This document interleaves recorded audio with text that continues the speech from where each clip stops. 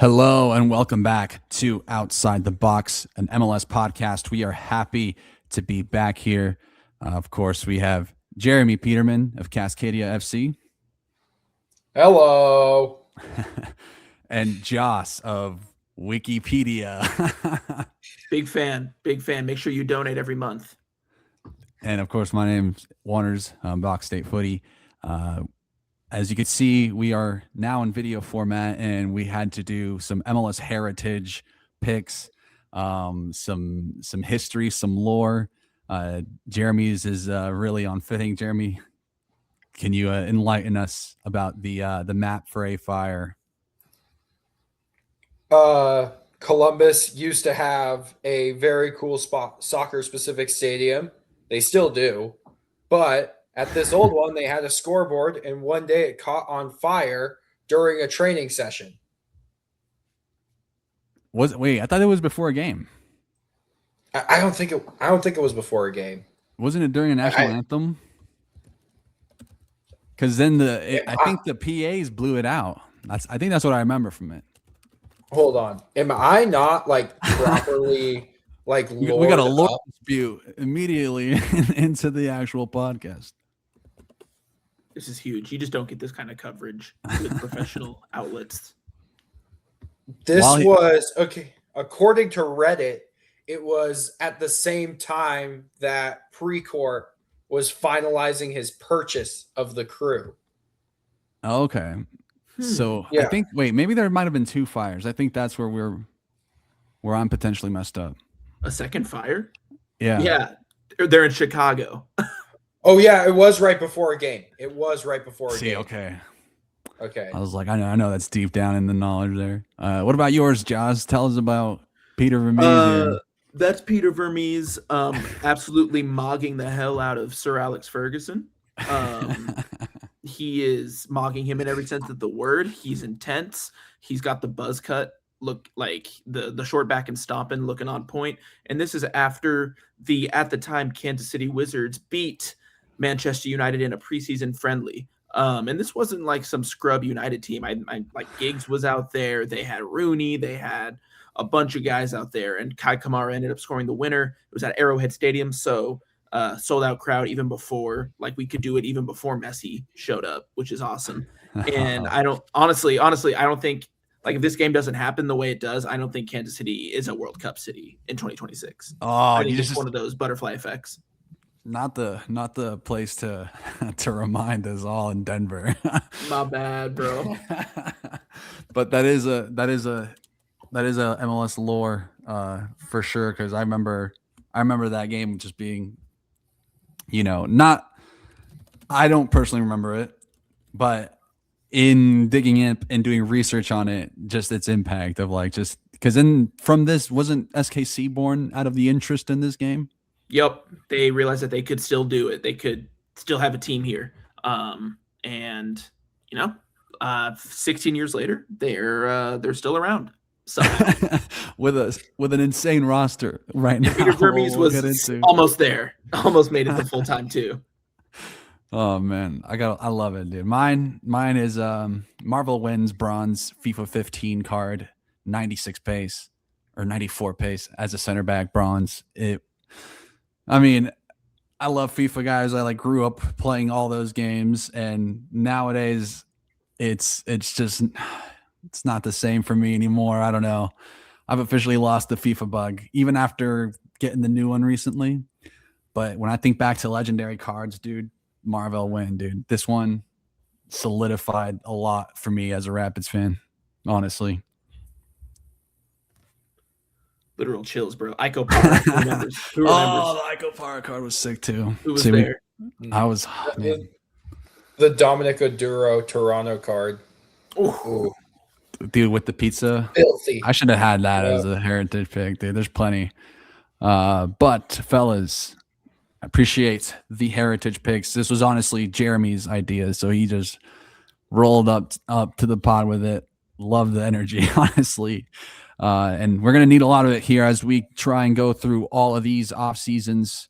We're going to talk about every team here and just give them, what did I say, like a general grade, just their best business, just general off-season talk about how we feel about this team going in. And as let's see, what was the outline exactly? It was, I think this you were isn't, starting us off. yeah, it's not necessarily predictions. Predictions are next week, just to hype it up a little bit. But just best business of the window could be an arrival, departure, free agent signing, questionable move, if that applies, and then a grade. I'm starting us off with the Colorado Rapids, of course, Box State footy bias. It's not often I put the Rapids up first, but I feel like I owe it to the viewers here to give them an early Rapids preview. Shout out to Box State, all the Colorado homies. But in short, Colorado, they brought in Noah Cobb, Dante Seeley, Hamza Ojidirin, Donovan Phillip, Sidney Wathuta, players in, and then players out. Oliver Larraz is a big one. Calvin Harris going to SKC. Cole Bassett being traded to Portland Timbers. Jeremy and I talked immediately.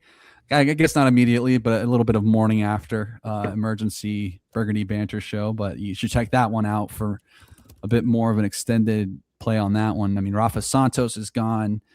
Nate Jones, Michael Edwards, Sam Bassett, Amadou, more of the reserve players are gone as well. And guys, they're banking on a lot of minutes here that they're losing. I counted like 42.36% of the minutes are not coming back from that last season. And so you talk about we'll get into the SKC as well, because I'm sure there's a lot more minutes you're losing there. But this just feels like a reset, like another reset for the Rapids. And I can find some appreciation in the patience, but immediately after getting a new coach, you'd hope they'd get more pieces. So I mean, oh man, I want to say C-, because I don't mind the Bassett trade as much. It's huge. It came at a tough spot, but as far as business goes, I feel like they did the best they could, honestly. I still don't believe that it's going to necessarily, amount to anything. They do need to buy more players and make up for the talent deficit, but I just don't know what they're going to do with it. It's still like, it feels incomplete. You know what I mean? Like I'm waiting for them to finish out the window before I really say anything, because there's like some rumors going around. So what do y'all think about the Rapids? I'm just meh on their business. I'm meh, or not meh. I'm surprised by your lack of like the Cole Bassett trade. That came out of nowhere for me. I feel like he was he got really good there near the end of the season for the Rapids. So when it came out of nowhere for me, I was shocked that Colorado would want to trade, and I'm also kind of shocked by your reaction to it. Can you explain a little more like why you're not super like this is the end of the world? Well, because based on how Matt Wells has spoken about his new culture of like we're gonna dig in and dig down deep and be like just workhorses, and there's like a lot of emphasis on the uncomfort of training. Like I don't intend to say that Bassett's like not a training guy, but if that's what the coach feels, and he doesn't feel like he could fit their system, then I could see why it would be like this guy's not in the plans, so let's cash while we can. Another big thing about it, when I think about Moneyball, is Cole Bassett has an $850K salary. You know what I mean? Like it's a lot of salary to eat. And it's not as much because he's on a U22 deal, but that is set to expire at the end of this year, I think. And so it's a lot of money that the Rapids got. I don't mind the fee. It was like what, 2.6 million up to 3.05 off the top of my head. I think it's a good chunk of change, but at the end of the day, the GAM doesn't play on the field. You got to do something with the GAM.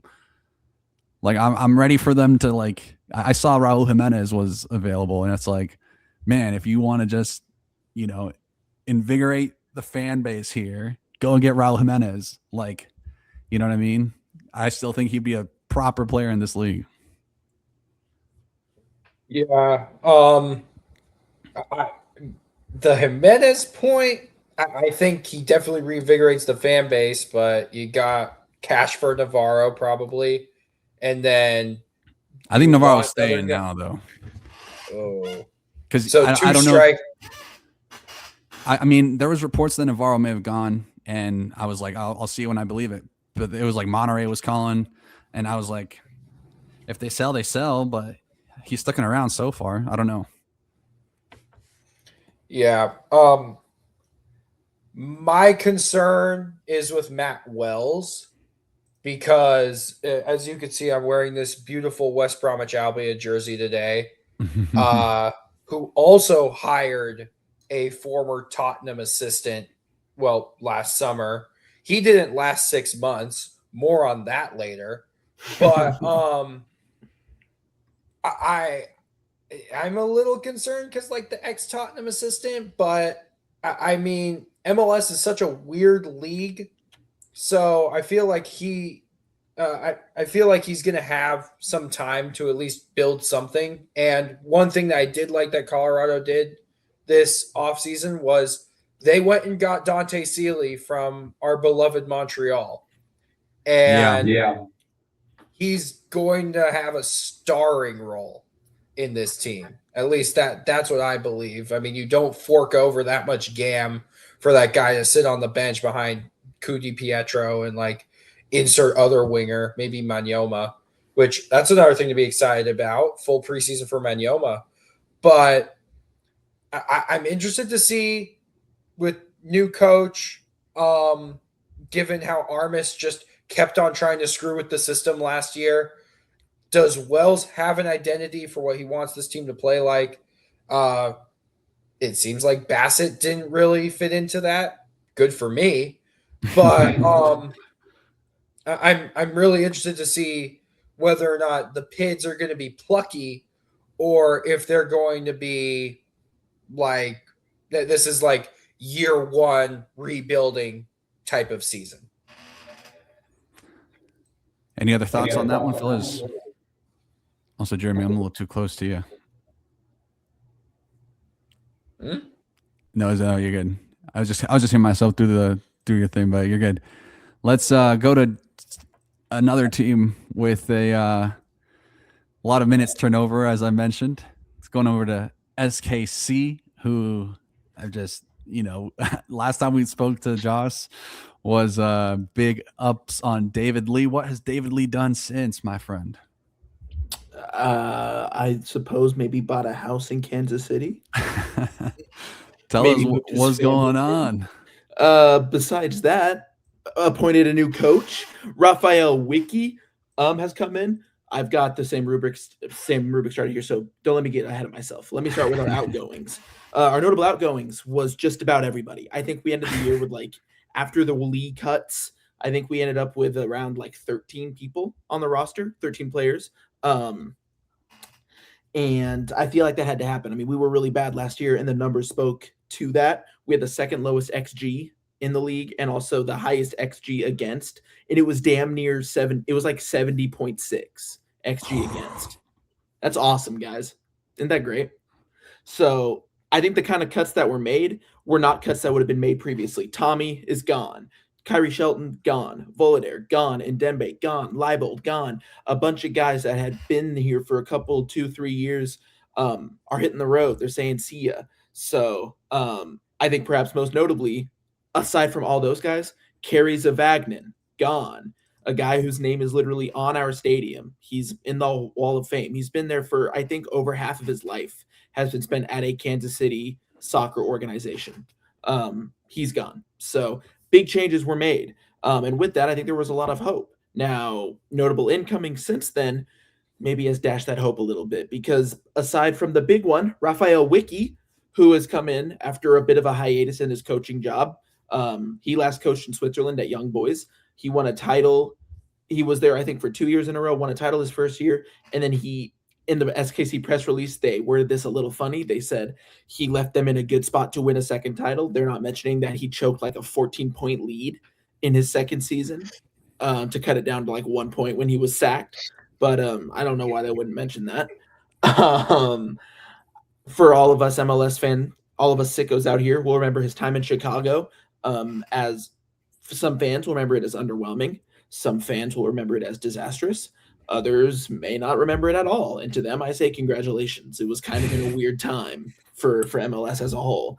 But he's in at Kansas City now. He's obviously got a style, very intense style. And from a lot of the MLS writers that I've heard talk about this hire, they say that no coach would have succeeded in that Chicago front office with the help of that Chicago front office. So I am full of hopium, and I am going with their explanation. In terms of player pickups, we picked up Calvin Harris from the Rapids. When I met you in the winter transfer window, Calvin Harris. We also picked up Justin Reynolds III from the aforementioned Chicago Fire, both of whom have some level of MLS experience. We also added Wyatt Meyer and Jaden Reed. Jaden Reed has become the first player to play for both SPL and SKC. I think they combined have like 9 MLS appearances, but Jaden Reed took the number 99. So potential aura moment, guys. We have to keep that in mind. The best, I think I'm in the same boat as Juan, where I think the best business of the window remains to be seen. As of recording this today, 3 links have emerged for SKC. A center back named Diego Borges, a Brazilian center back who plays in Hungary. An Angolan winger from Poland named Kapita Kampemba. Name out of this world. Name test out of this world. That's like Gerso levels, dude. Yeah. And that's the thing is like, that's so funny because when the link dropped to Kapita, Daniel Sperry, who works for the KC Star, writing for Sporting KC, does great work. He actually said he's probably going to be the best winger since Gerso in 2017. Like, that's the best kind of signing. Come on. So we're looking good, boys. And then finally, Lasse Berg Johnson, a Norwegian midfielder who plays for Malmö, who I think might be the captain, or if not, he's up there. He's like second captain, third captain. He could be a massive midfield piece, and apparently he's pretty far along.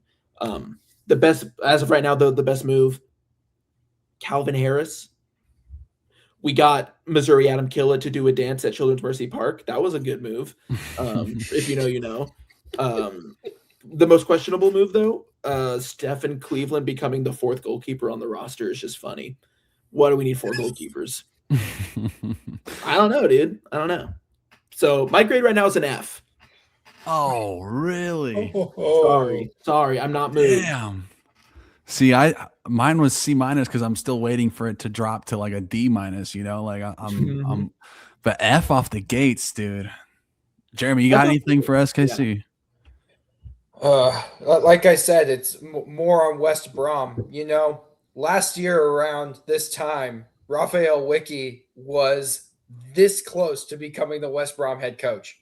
He was. And then he couldn't bring over his favorite assistant, a guy who did not work for him, was already employed at a different club, whose work permit got denied.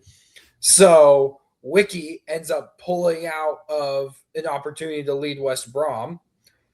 This is not going to be the only West Brom mention here, but now he's landed himself in Missouri, Kansas. Shit. Don't do there, dude. Shit. Don't do it. Preseason.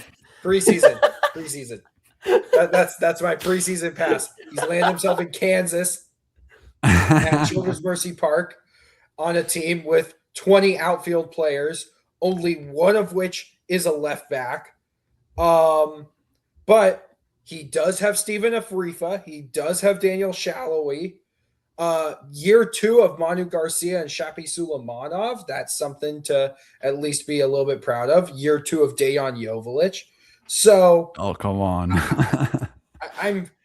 I'm feeling like right now this looks like a spoon team, and I don't feel like that's like too crazy, particularly when it's Jansen Miller and 2 creative guys at center back. So I'm F seems harsh, but it's also very correct. Like, David Lee joined SKC, like he joined it like before. I mean, we were last still season recording. ended. Yeah, before the regular season ended. It took him forever to get the head coach, and now it's taking him a while just to get dudes in. However, I'm hoping y'all get that Capita signing across the line. He's going to have name team potential. Yeah, just for the name. So it's going to be really weird looking at SKC this year and knowing that there's no Peter Vermees or Kerry Zavagnin involved in this team. But I think that makes them so much more fascinating because this is going to be it's going to be an SKC team that we've literally never seen before. Come on. See, they have Oh man, that's where I'm at. They got 20 players. It's beautiful. I love Justin Reynolds, guys. Like, I think Justin Reynolds has starter potential. I think he'll start for us. And I think he'll start that we get to see Jake Davis in midfield. Yes, like I had always been so upset seeing Jake Davis play right back. Not because I don't think he's a good right back, but when you have a player as talented as Jake Davis, you want him in your midfield, dude. Like, and I think him alone will I think he's a midfielder through and through, right? He can do a job at right back, but not on a struggling defensive team, right? And maybe Justin Reynolds is out of his depth there. Maybe I'm overrating him.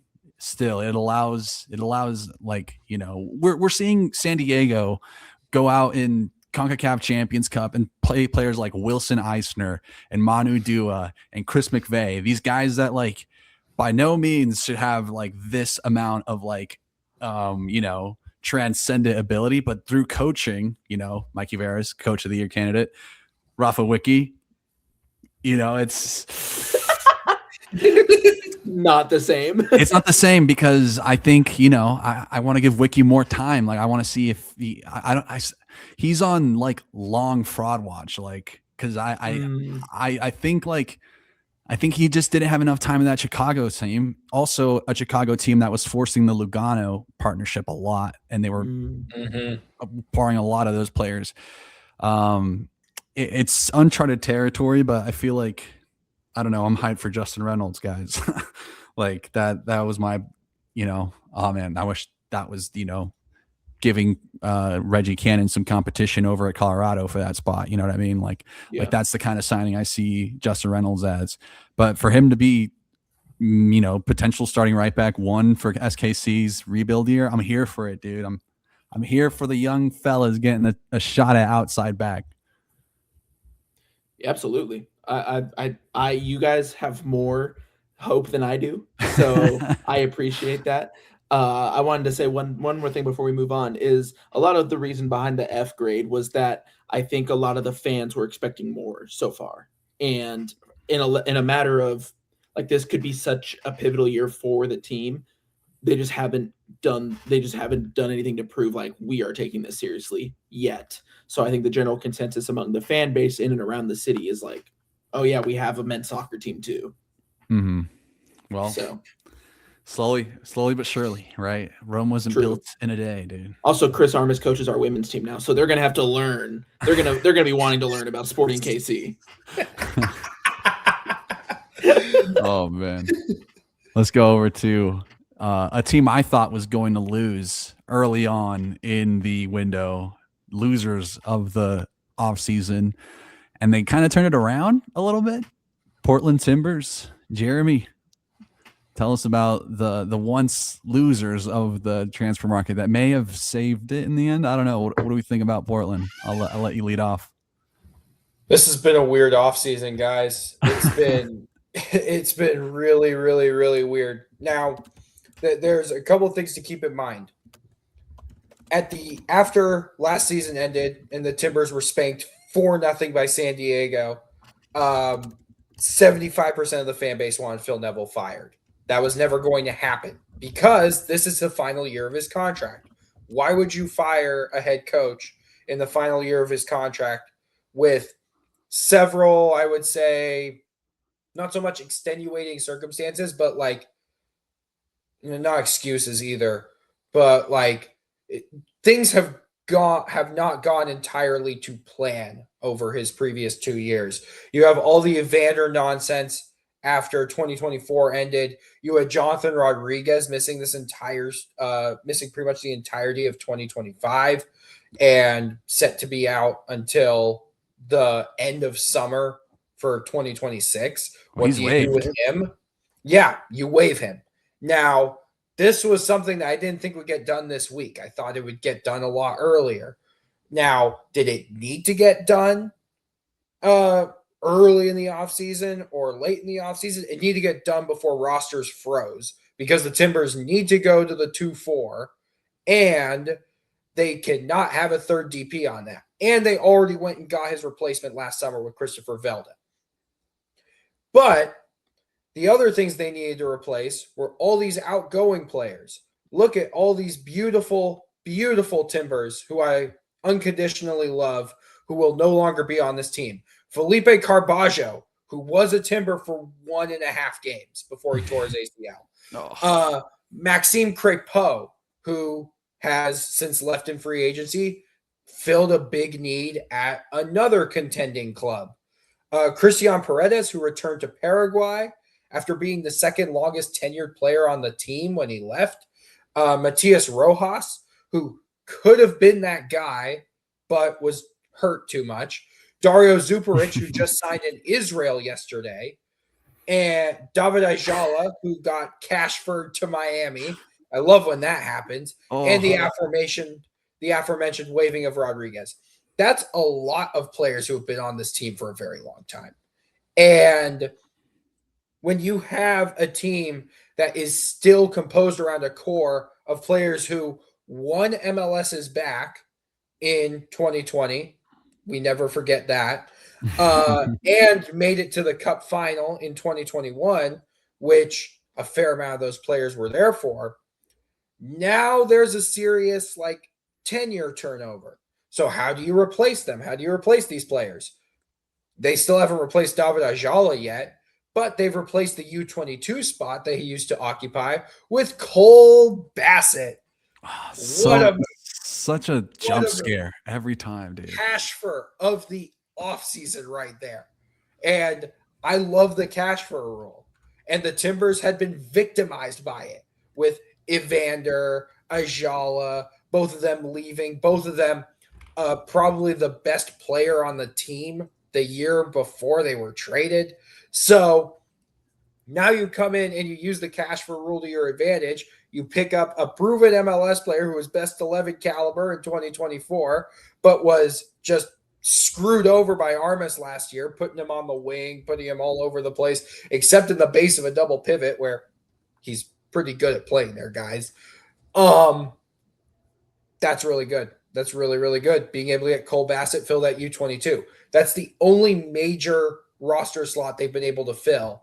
And they filled it because they vacated a U22 spot earlier. However, Ned Grabavoy, he's been very, very involved with bringing players with MLS experience to this team. Like last year when they loaned Carbajo and free agented Rojas. They also went out and got Brandon Bai this offseason, which is a very, very solid pickup because Juan Mosquera has never had an actual backup. How long do you guys think Juan Mosquera has been in this league for? 2018? 2019. 2022. Oh, damn. He arrived in the summer of 2022. It seems like he's been here forever. And throughout that time, he never had a backup. It's very similar to the Claudio Bravo situation, where he didn't really have a backup. Then they signed Jimmer Forey last year. Forey took Bravo's spot. Bravo leaves in the summer. That's not similar to this move because Mosquera is still definitely the starting right back. But he's suspended for the season opener, and you have a player like Brandon Bai who could come in and spell those minutes. But even though Cole Bassett might be the Cashfer of the offseason, he's not my favorite signing that this team has made. Say hello to the best defender in the A-League, Alex Bonatig. Okay. Please tell us more. Now, those are my words parroted by Australian soccer writers because they were like, this guy is insanely good. He's 23 years old. He's left-footed. He is a ball carrying center back. He is going to dribble that ball up the pitch. I've seen like 60 minutes of him in their first preseason game against DC United, who and we're aware. The Discord is aware. I've seen those highlights as well. they're going to be interested. DC is going to be interesting this year. But Bonatig is going to be I'm not going to say like a sleeper defender of the year pick, even though, like, as I've mentioned before, defenders who are good with the ball at their feet, MLS seems to love those, and the voters certainly love those. But I think he could be replacing Kamal Miller before the World Cup break. And I think that him and Finn Sermon could potentially be the best center back pairing in this league if Sermon's growth trajectory from last year continues and Bonatig provides the just calmness on the ball that Sermon doesn't really have yet. So you have two players, different profiles at center back. That brings a big smile to my face. But the other problem with this is center back was kind of a hole. So you can plug in Bonatig's the Zuparich replacement. You can plug in Bassett as the pseudo Ajala replacement, and Brandon Bai just as finally right back cover for Mosquera. They desperately still need a winger because of that Rodriguez buyout. That winger could have been Javiro Del Rosun, who they were in negotiations with. He has since gone to Qatar because he actually wanted money. He didn't want max TAM. He wanted like real legitimate money. So they're still looking for that winger. They're still looking for a central midfielder. There are rumors within the organization that Eric Izoida, who is an academy product, he could be on the bench for the season opener, could play a big role this year. He doesn't have the profile of a true number 6 Diego Chara type player who, guys, Diego Chara is 40. This might be his last season. No, dude. Don't say No. it. Don't say it's over. It's not the over sun- until it's over, dude. The sun will swallow the earth before Diego Chara stops playing. No, I agree with that, but he's still 40 years old, and Joao Ortiz didn't really impress last year. He needs to have a big season, and they still really need to bring in another midfielder. So winger and central mid are still on the shopping list.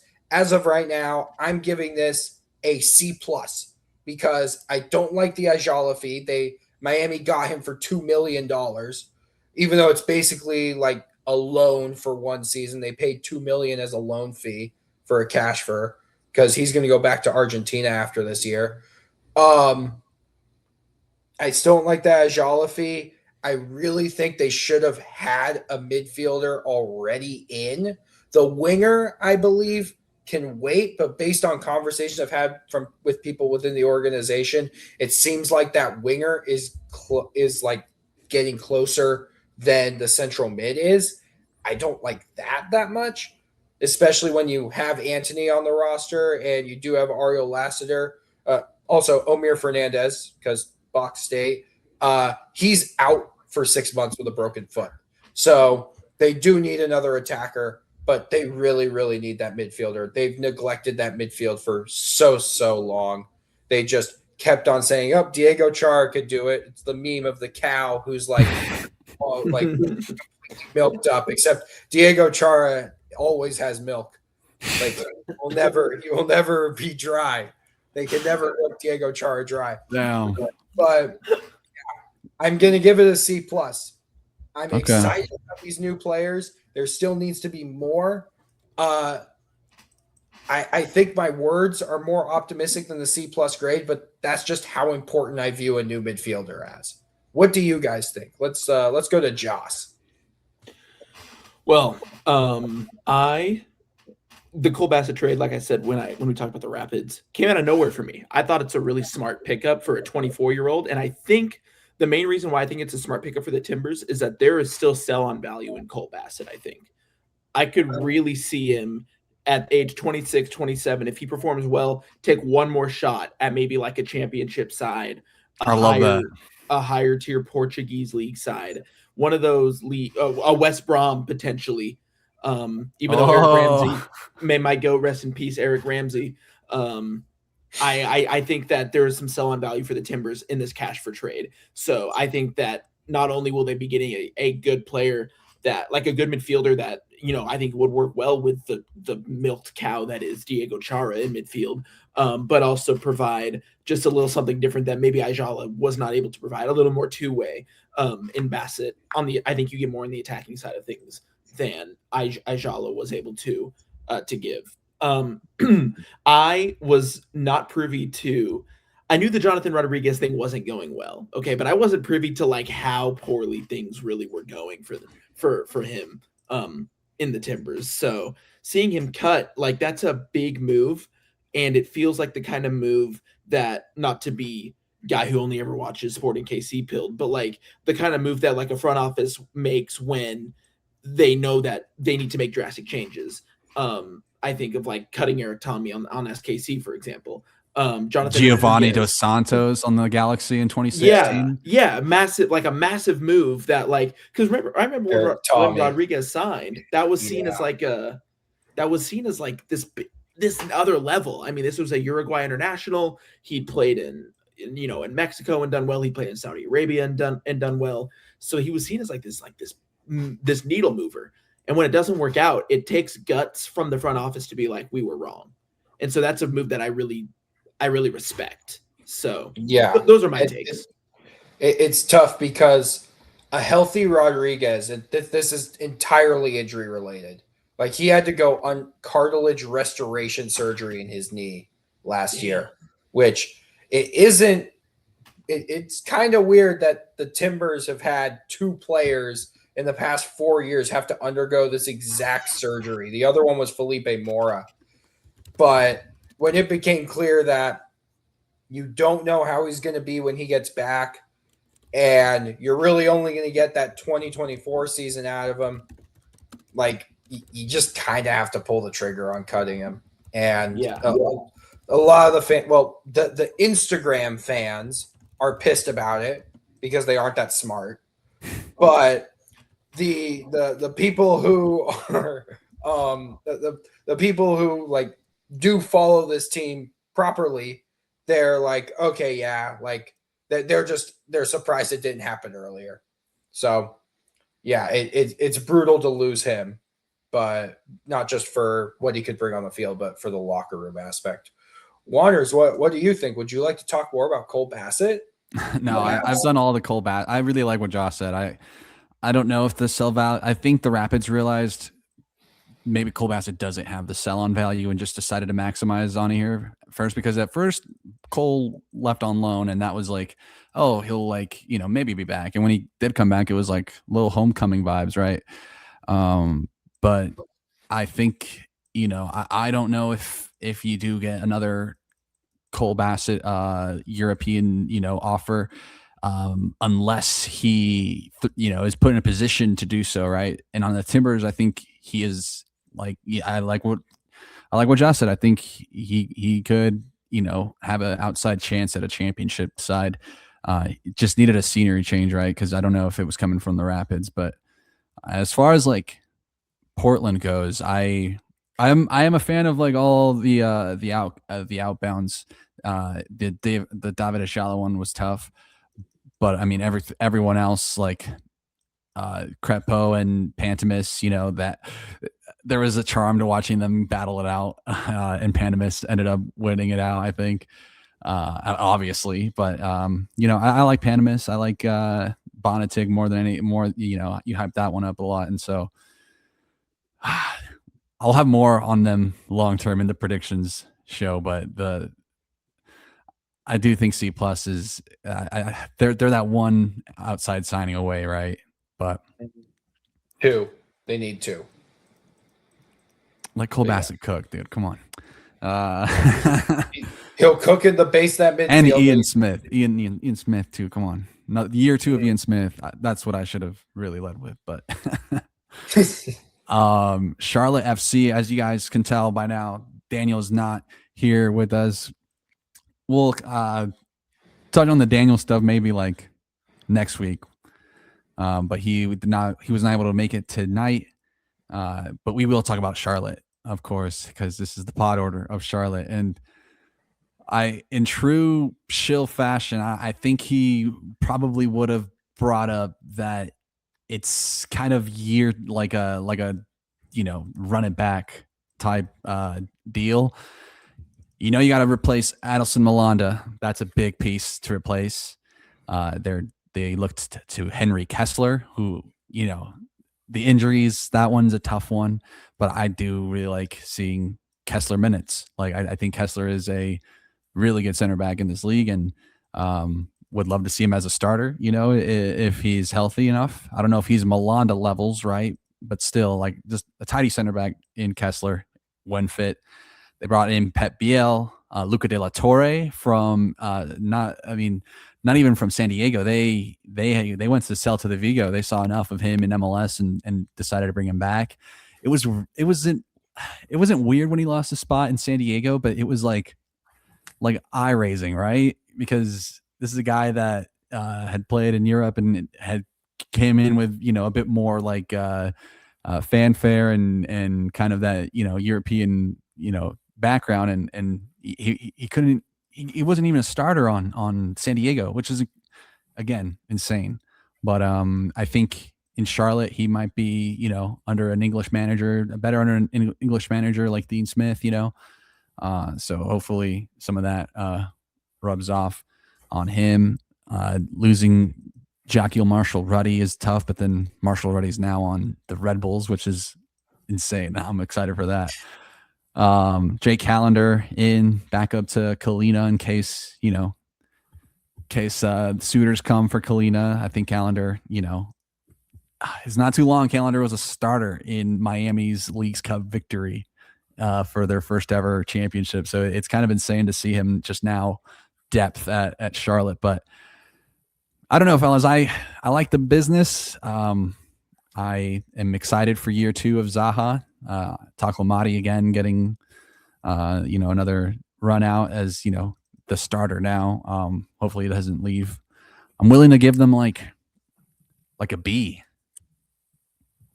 How are you guys feeling about that? Anything I might have missed of these inbounds and outbounds?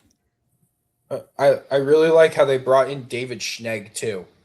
I think that's Yes. a really, really underrated addition, because if you assume Doumbouya's going to get the start at left back and he's going to be their starter, Schnegg complements Doumbia more than he does, say. I think Doumbia got waived.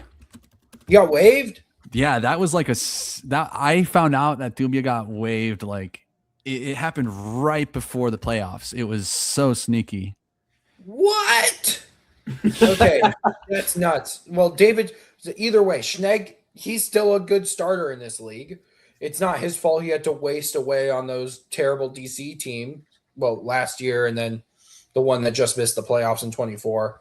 So, Suleiman Doumbia, right? Yeah, Suleiman. Yeah, they bought him out. They bought him out August 19th. That's nuts. Unbelievable. I liked him too. Wow. I mean, Harry Toffolo. Harry Toffolo is their left back now. Yeah, Toffolo. Well, even so, like Schnegg and Toffolo are both like they both fit together. So I feel like getting more width on that left side to provide support for Wilfred Zaha, that's going to be a huge, huge thing that Dean Smith needs to prioritize this year. But yeah, I like the De La Torre signing. I like how they actually have Pep Biel after a year and a half of he's on loan, but he's not a DP, or he's like kind of here. He's like just basically a year and a half long loan for him. He's now permanently a Charlotte player. Good for him. Yeah, I think they strengthened in the right positions. I'm wondering who their backup striker is going to be, because although we are part of the Gorno gang on this podcast, Archie Goodwin, it appears, is their backup striker. I'm interested to see like just how he can do spelling those minutes, because Charlotte hasn't had a great history up top aside from like Ajamang, who even in his most productive year, it was more just like what he could be rather than what he actually like was. Mm-hmm. As evident by his transfer, right? Yeah. Josh, anything to add on Charlotte? No, I'm curious. The thought about Ajamang, like, I guess this wasn't the same thought that Jeremy just had, but the mention of Ajamang made me think about like how well he's doing in the championship, and I think it'd be interesting to like create a tier list of clubs in terms of how good they are at selling on their players, or like how good the players do once they make the move, the bigger move to Europe in quotation marks. But like just seeing how well they do over there and how good these clubs have become at like selling on the right players at the right time. Because I think that Adjamang was probably sold on kind of at the peak of his value. I think. I don't think that that Charlotte could have got much more for him. Mm-hmm. Is my point. So, and I think that there's some real talent and some real strategy that goes into when clubs decide to become more focused on, hey, we're going to develop you and sell you on. Because I don't think all clubs in the league do that. I think a lot of clubs are more like, we understand that we're going to develop players that may move and have professional careers, maybe in lower United States leagues, or I mean, it's why MLS other Next MLS Pro teams. is Charlotte's like, stomping ground, Yeah. Like I think it'd be curious to see, and if somebody wants to spell this out in a better way, and do actual work to research this, let me know, because I'm interested. But because I don't want to do it. Also, it was just an interesting thought I had. Yep. See, this is where ideas manifest themselves, and then you do them later. I'm the idea guy. I throw it out.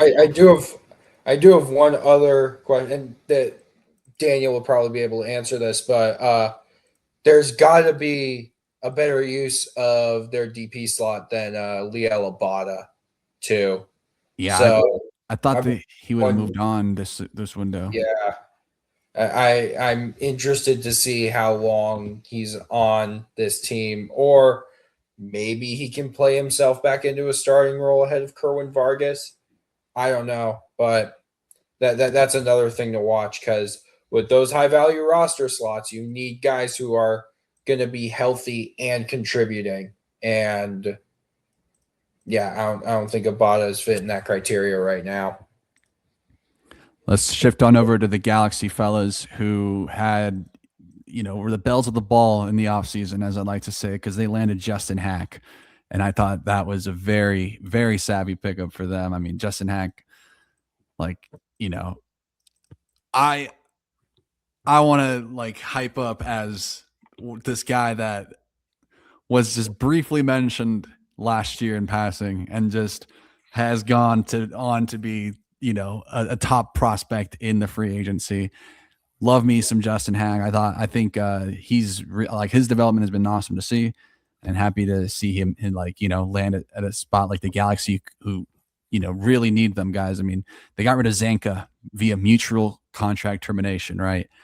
And you go from Zanka to Hack. It's quite the upgrade. I don't know if Hack's going to play at center back, though, is the thing, because not only did they get Hack, they got Jacob Glesnes.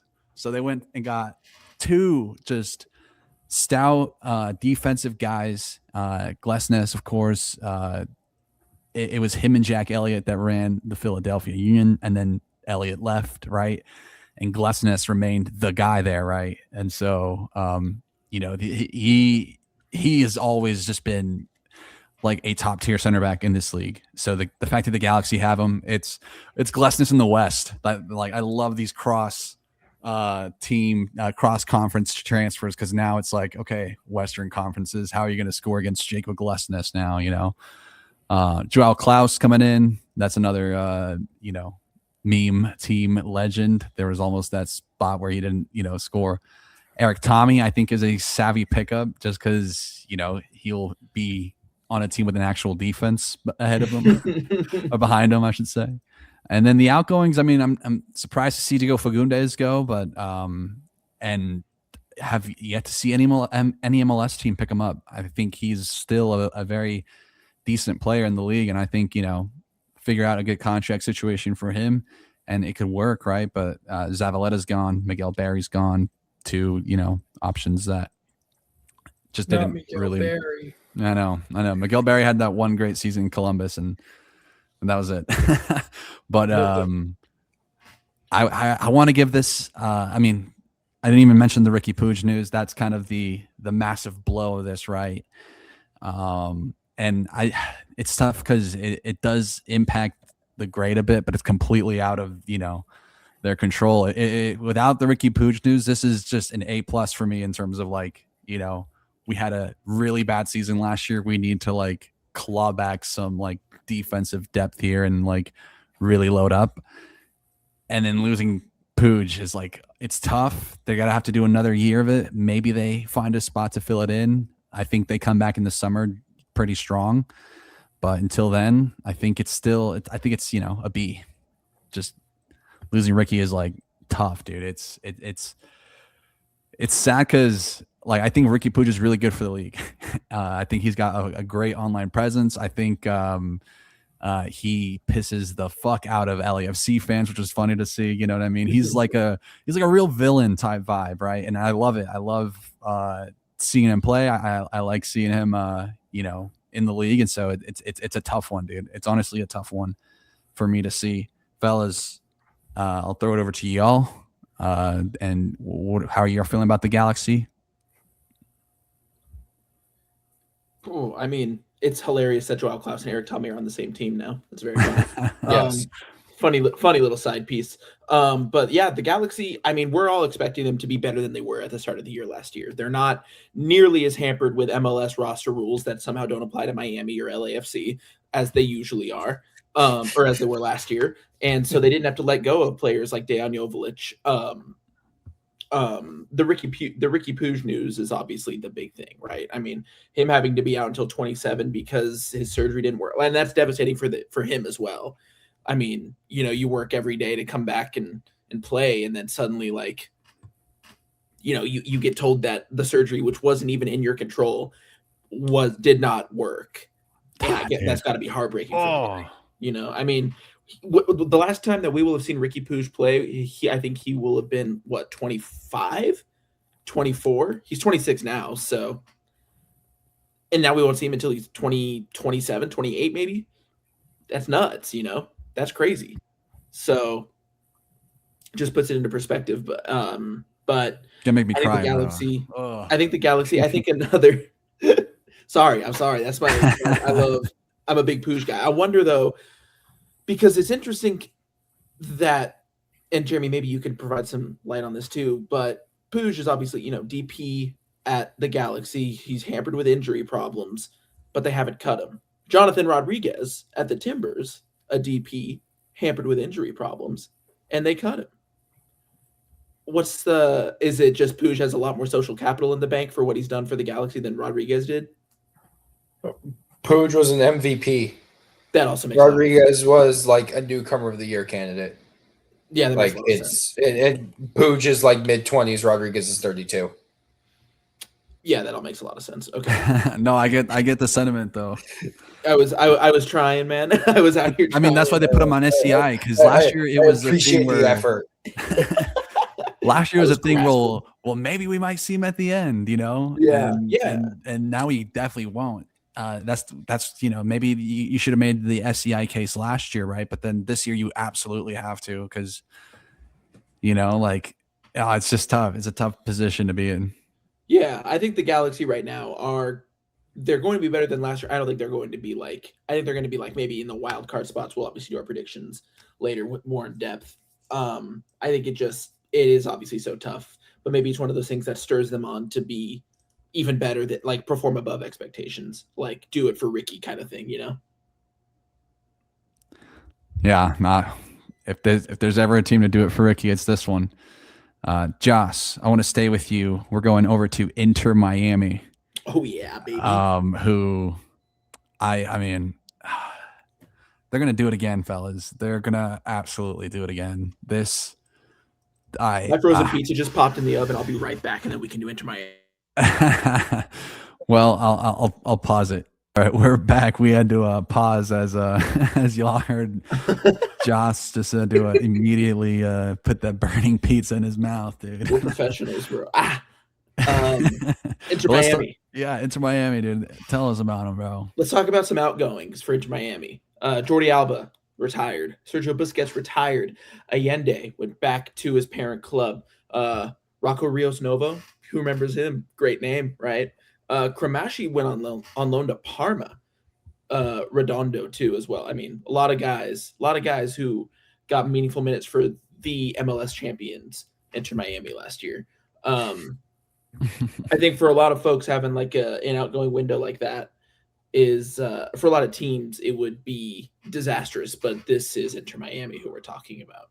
So they are an MLS team who does things the right way, not the annoying way, and they have a worldwide fan base that will surely stick around after Messi retires or he leaves. Speaking of Messi, let's talk about some incomings, because boy, did he have a part to play. Dane St. Clair, the goalkeeper of the year up in Minnesota, he is signed by Inter Miami, and it's reported by the St. Paul newspaper, I forget the name, that he accepted a much lower offer than what Minnesota had given to him to come down and play in Miami. So this Messi star power, man, that's what it is. Well, and they said we're still going to bring back the guy that won us MLS Cup in Rocco Rios Novo. That is like that is insane. Sorry, go on. Yeah. So, and then they have a Berterame, obviously massive signing from Monterrey. 15 million, I think they paid for him. He's been lighting it up in Liga MX for the last 3-4 years, so it's a fantastic signing.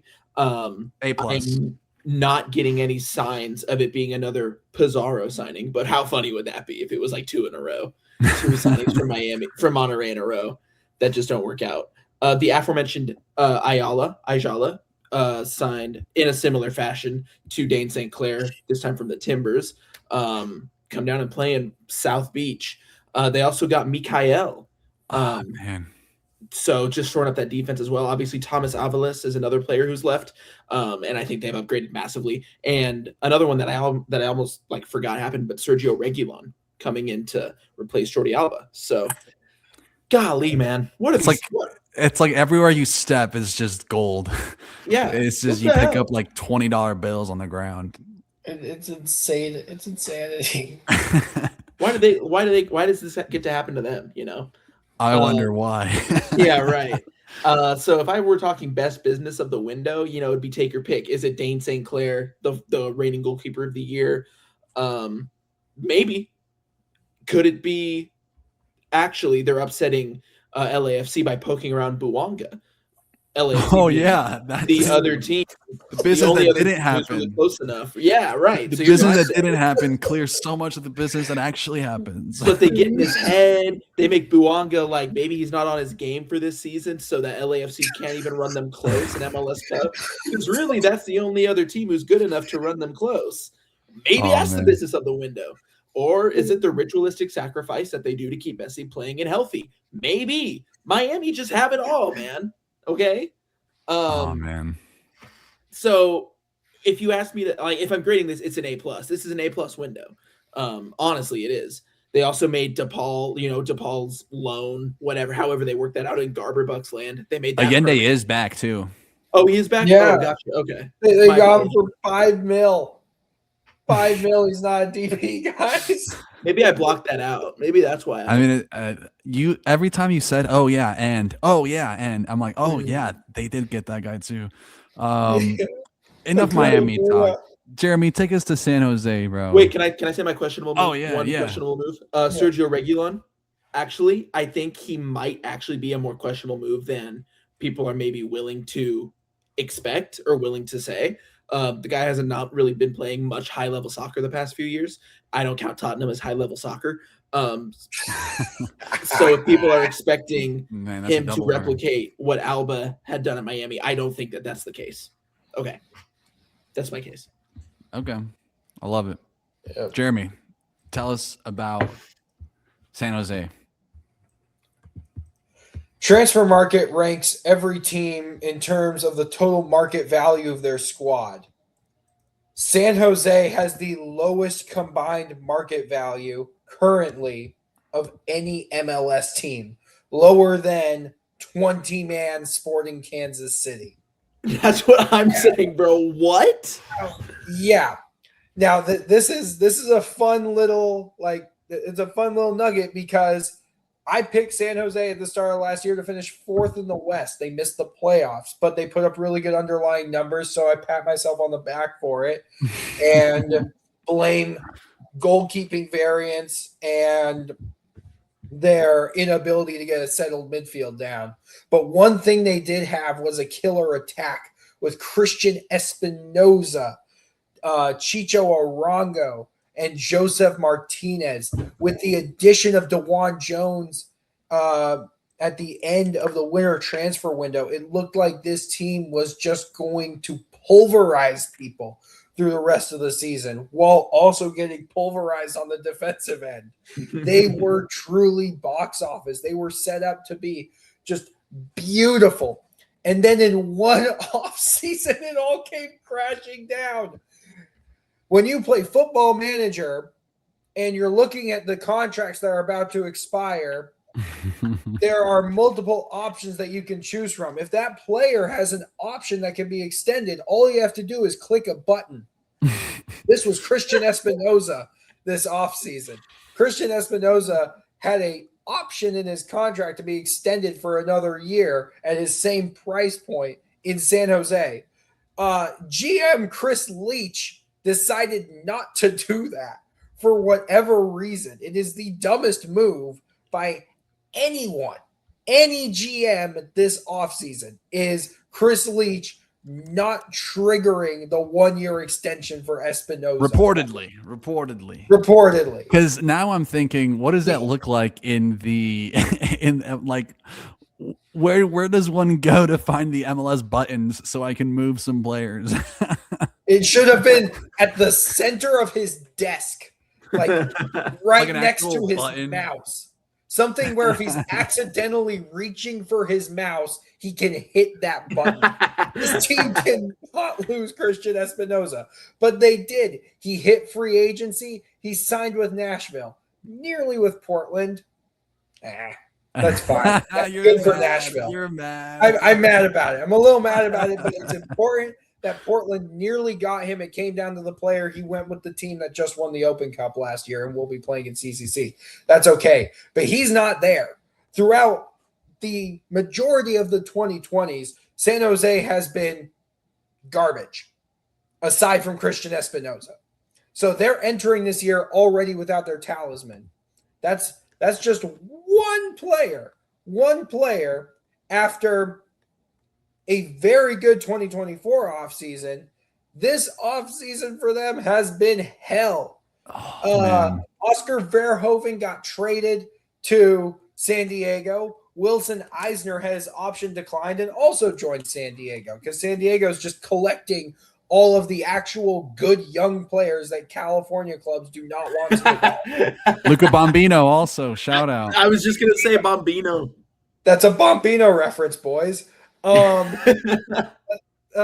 Anthony Kaye's no longer there. Rodriguez, who had some serious case for Defender of the Year in 2024, despite being on a spoon team because of how good his numbers were. He's gone. Bruno Wilson is gone. Chance Cowell, good. Oh my God, this is getting out of hand. There are two of them. He's traded to RSL. Nick Lima retired. You know, I love Nick Lima. We hardly knew you. Yeah. Cruz Medina got loaned to Chivas. But I mentioned Espinoza earlier. Joseph Martinez had hit his option decline. That's 2 out of 3 out of those attackers. The other one is Arango, who got loaned to Atlético Nacional in Colombia. I don't know if that loan completely vacates his DP slot. But because Espinoza is gone, they had a DP slot open. They chose to swing for the fences and bring in Timo Werner. He's like the only notable addition. He's like the only like real player they've added this offseason so far. And the only what guy a with player. a face scan. The only guy with a face scan in Football Manager. yeah, other than that, they have Nate Crockford, who, speaking of Football Manager, when both of your goalkeepers get injured and you have to put the random goalkeeper on the bench because no one else is registered, just one that the computer creates, that's Nate Crockford. They signed him. And then the other is Tomo Allen. He's a homegrown, which means congratulations when he starts for San Diego in 2 years. So this offseason has been really, really, really stupid. But this team is not cooked. They have lost their best player of their recent era, but they do have Werner still. They do have Preston Judd, who was doing that before Drake May made it cool. They still have Bo LaRue. They still have Ronaldo Vieira, who's going to have a full preseason. I'm expecting some pretty big things from him. They still have Nico Tsakiris, who might actually get a chance. Otherwise, welcome to San Diego, buddy. They also have Noel Buck, who still exists and is playing under the only coach who ever gave him a chance in Bruce Arena. And they still have Bo LaRue. So there are still guys in this midfield. Their attack has been absolutely decimated. Their defense has kind of been – it's kind of going down too. They still have Daniel. They still have Earl Edwards Jr. Like, this is not going to be a good team. Last year really kind of was their year, if you think about it. And all of this unraveled because they could not trigger Espinoza's contract extension for whatever fucking reason. F offseason. Instant F offseason. This is worse than SKC because SKC had to build. Yeah, Ross, I see your face. This is worse than SKC because SKC actually had to like build a team. Building a team is hard. San Jose pretty much already had a team, and they just like took a sledgehammer to it. Josh, you want to lead off, or because I have some San Jose thoughts, but it's just nuts that they forgot to extend Christian to pick up his option, right? Like that's what Landon Donovan said on that podcast, is that somebody forgot, but we'll never know who. We'll never know who it was, but it wasn't. It was on the technical side, and that's nuts. That's a career-ending mistake, I think. I don't think it'll happen. I mean, they did get Timo Werner though. Like, I'm not moved. Really? He's got like 14 Bundesliga minutes this year. 14.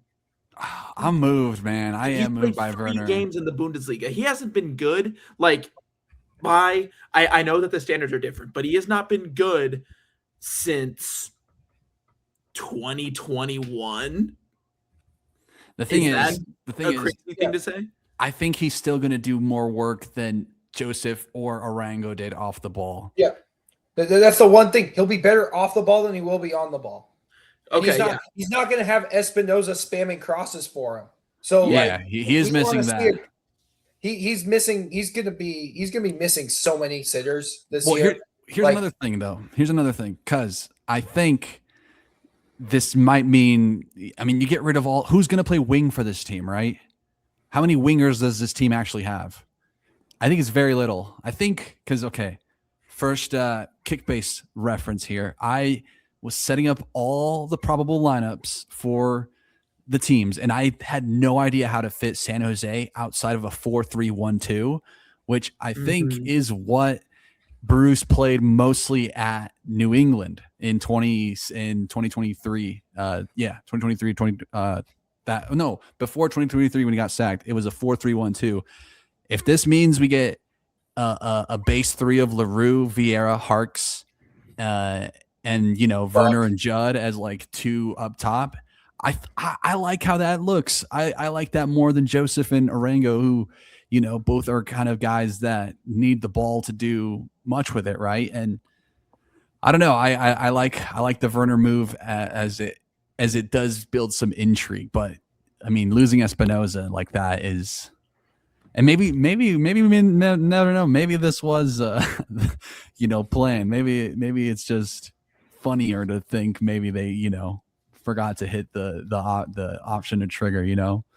Yeah. But Or this could be the Ernst Tanner firing Jim Curtin moment.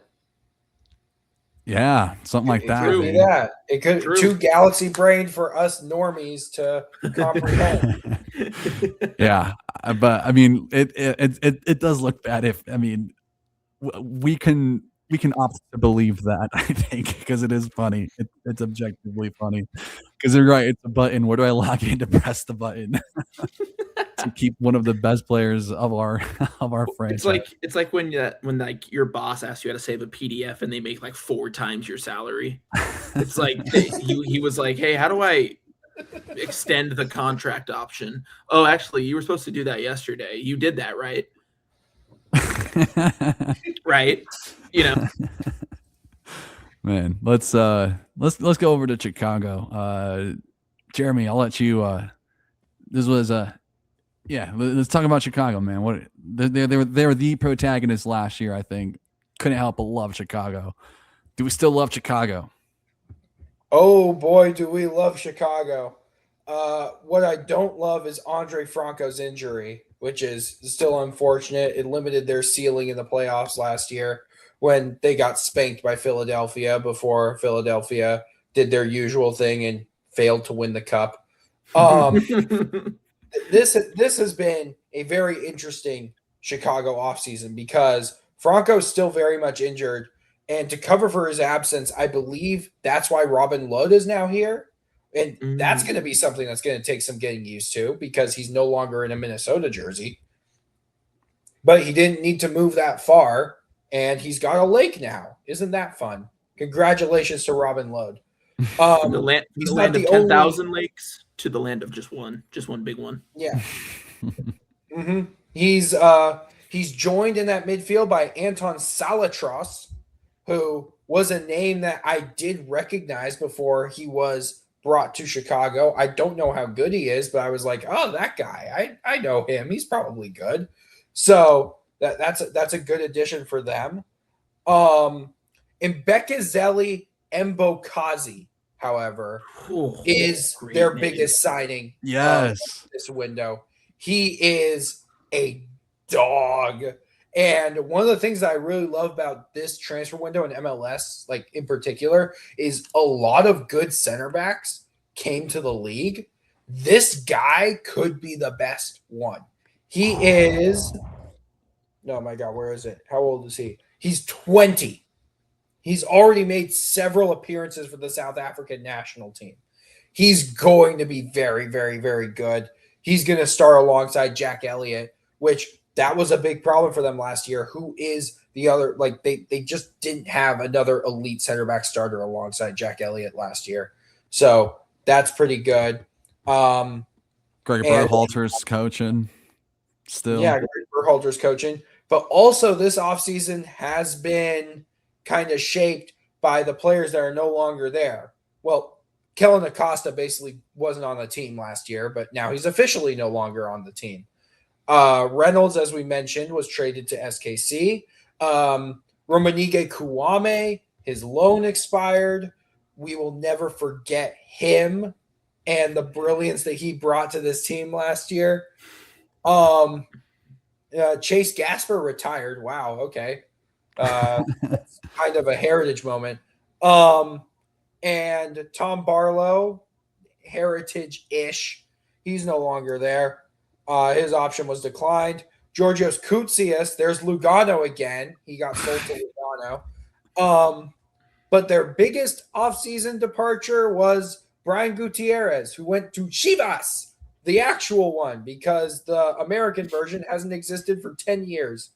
So they had Carlos Vela. Gareth Bale, ring a bell? That's the new Chivas USA. That's right. That's right. Low hanging fruit. Low hanging fruit, but it tastes delicious all the same. Brian Gutierrez, who I was like, maybe I see the vision, maybe I don't. I don't have to worry about him anymore. I don't have to have a proper take about Brian Gutierrez because he's no longer in the league. Until Austin signed him. No. Until Austin signed him from Leo Mack's team. That's such an Austin signing. That's brutal. But yeah, this team, they've been strengthened in the right positions. You have to figure out, first of all, was Zinkernagel's like otherworldly season last year? Can that be repeated? Can Jonathan Bamba show a little bit more improvement in year 2? Hugo Kuipers is still Hugo Kuipers. He's still very good. Yeah, this team looks a lot better than it was last year. And I think Embo Kazi is their biggest floor raiser that they brought in. Salatros is second, and Ludd provides just more MLS experience. And that guy has a lot of MLS experience. I think he's, correct me if I'm wrong, I feel like, or at least spiritually, he's Minnesota's like all-time appearance leader. Like he has the most appearances in Minnesota history. That seems like it's correct. I'll fact check it after I inevitably throw it to Wanners for his Chicago take. But yeah. Last year was year 1. Year 2. Let's see how far up in the East playoffs they can go. Come on. This is the toughest division in the world, the MLS Eastern Conference. And Chicago got stronger. Wanners, take it away. I mean, I still love Chicago a lot. Not much that I can expand upon what you said, but I like that they're moving on from Barlow and Koutsias because that opens the door for Jason Shakaluk, guys, MLS Next Pro. I like seeing these success stories of from MLS Next to the main team, right? And we need to see it more on forwards. I mean, we'll get into Orlando in a little bit because they also had a MLS Next Pro to future, outbound fee, but Shakaluk off the bench, guys, give me Shakaluk minutes ahead of Barlow and Koutsias, honestly, because anytime Koutsias came on, it was like, oh, okay, I'm turning off the TV. Fair.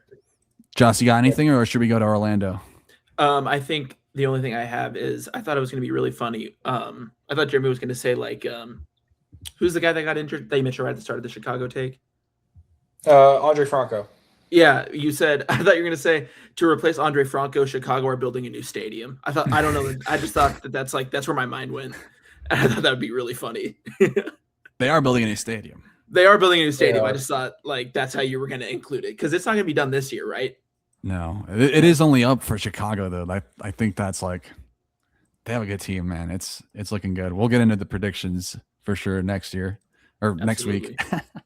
Next year predictions. No. Let's talk Orlando City now, guys, because they have had a pretty productive one. Biggest move, I think, for them was the sale of Alexander Freeman. Why is it not here on the that's happened, right? Yeah, Alexander Freeman. It's not on the MLS website. Did they sell him and get him loaned back? Or did they? No, I think he's. That is weird. Hold on. I'm pretty sure he's gone. But that is really. I wasn't prepared for MLS not to have it here because I was looking for his name.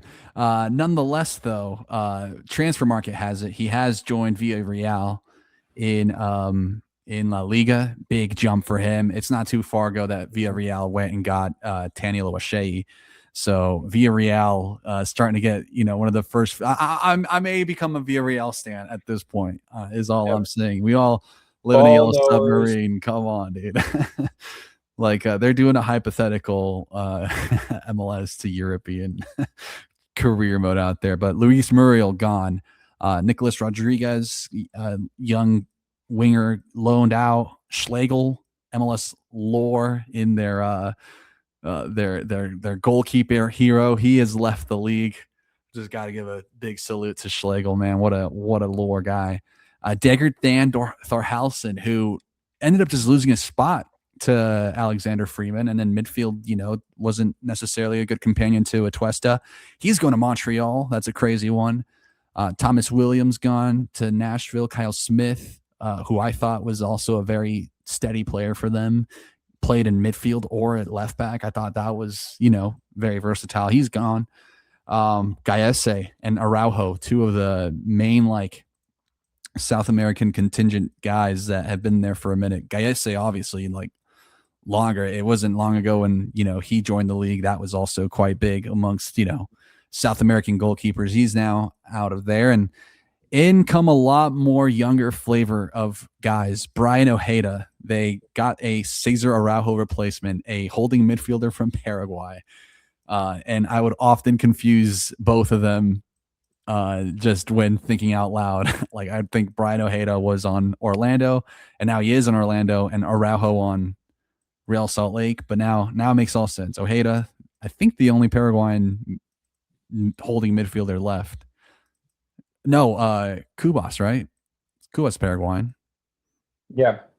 See, there's something about Paraguayan D mids, bro. They're out there in this league. But beyond that, Luis Otavio, a Brazilian U22 midfielder. Thiago Souza, a forward U22 signing. Iago Teodoro, another Brazilian. So, I mean, they have just dug into their caca bag and have decided to just bring back the Brazilian flair to this team. I'm hoping of these three, they all can pop off, but Iago Teodoro is the one I'm very keen on seeing. I think I read that he was captain of the Brazilian U20 side. So, it's these young center backs coming in. I know Mbakazi just got a big shouts from Jeremy, but give me Iago, dude. I want to see. We need to see a Brazilian center back resurgence somewhere. Fellas, I got to give Orlando a strong B. Mostly because I'm still kind of concerned at their striker position, because now it's Duncan McGuire purely on his own. They did lose Ramiro Enrique, who is, of the three, just the most lights out striker.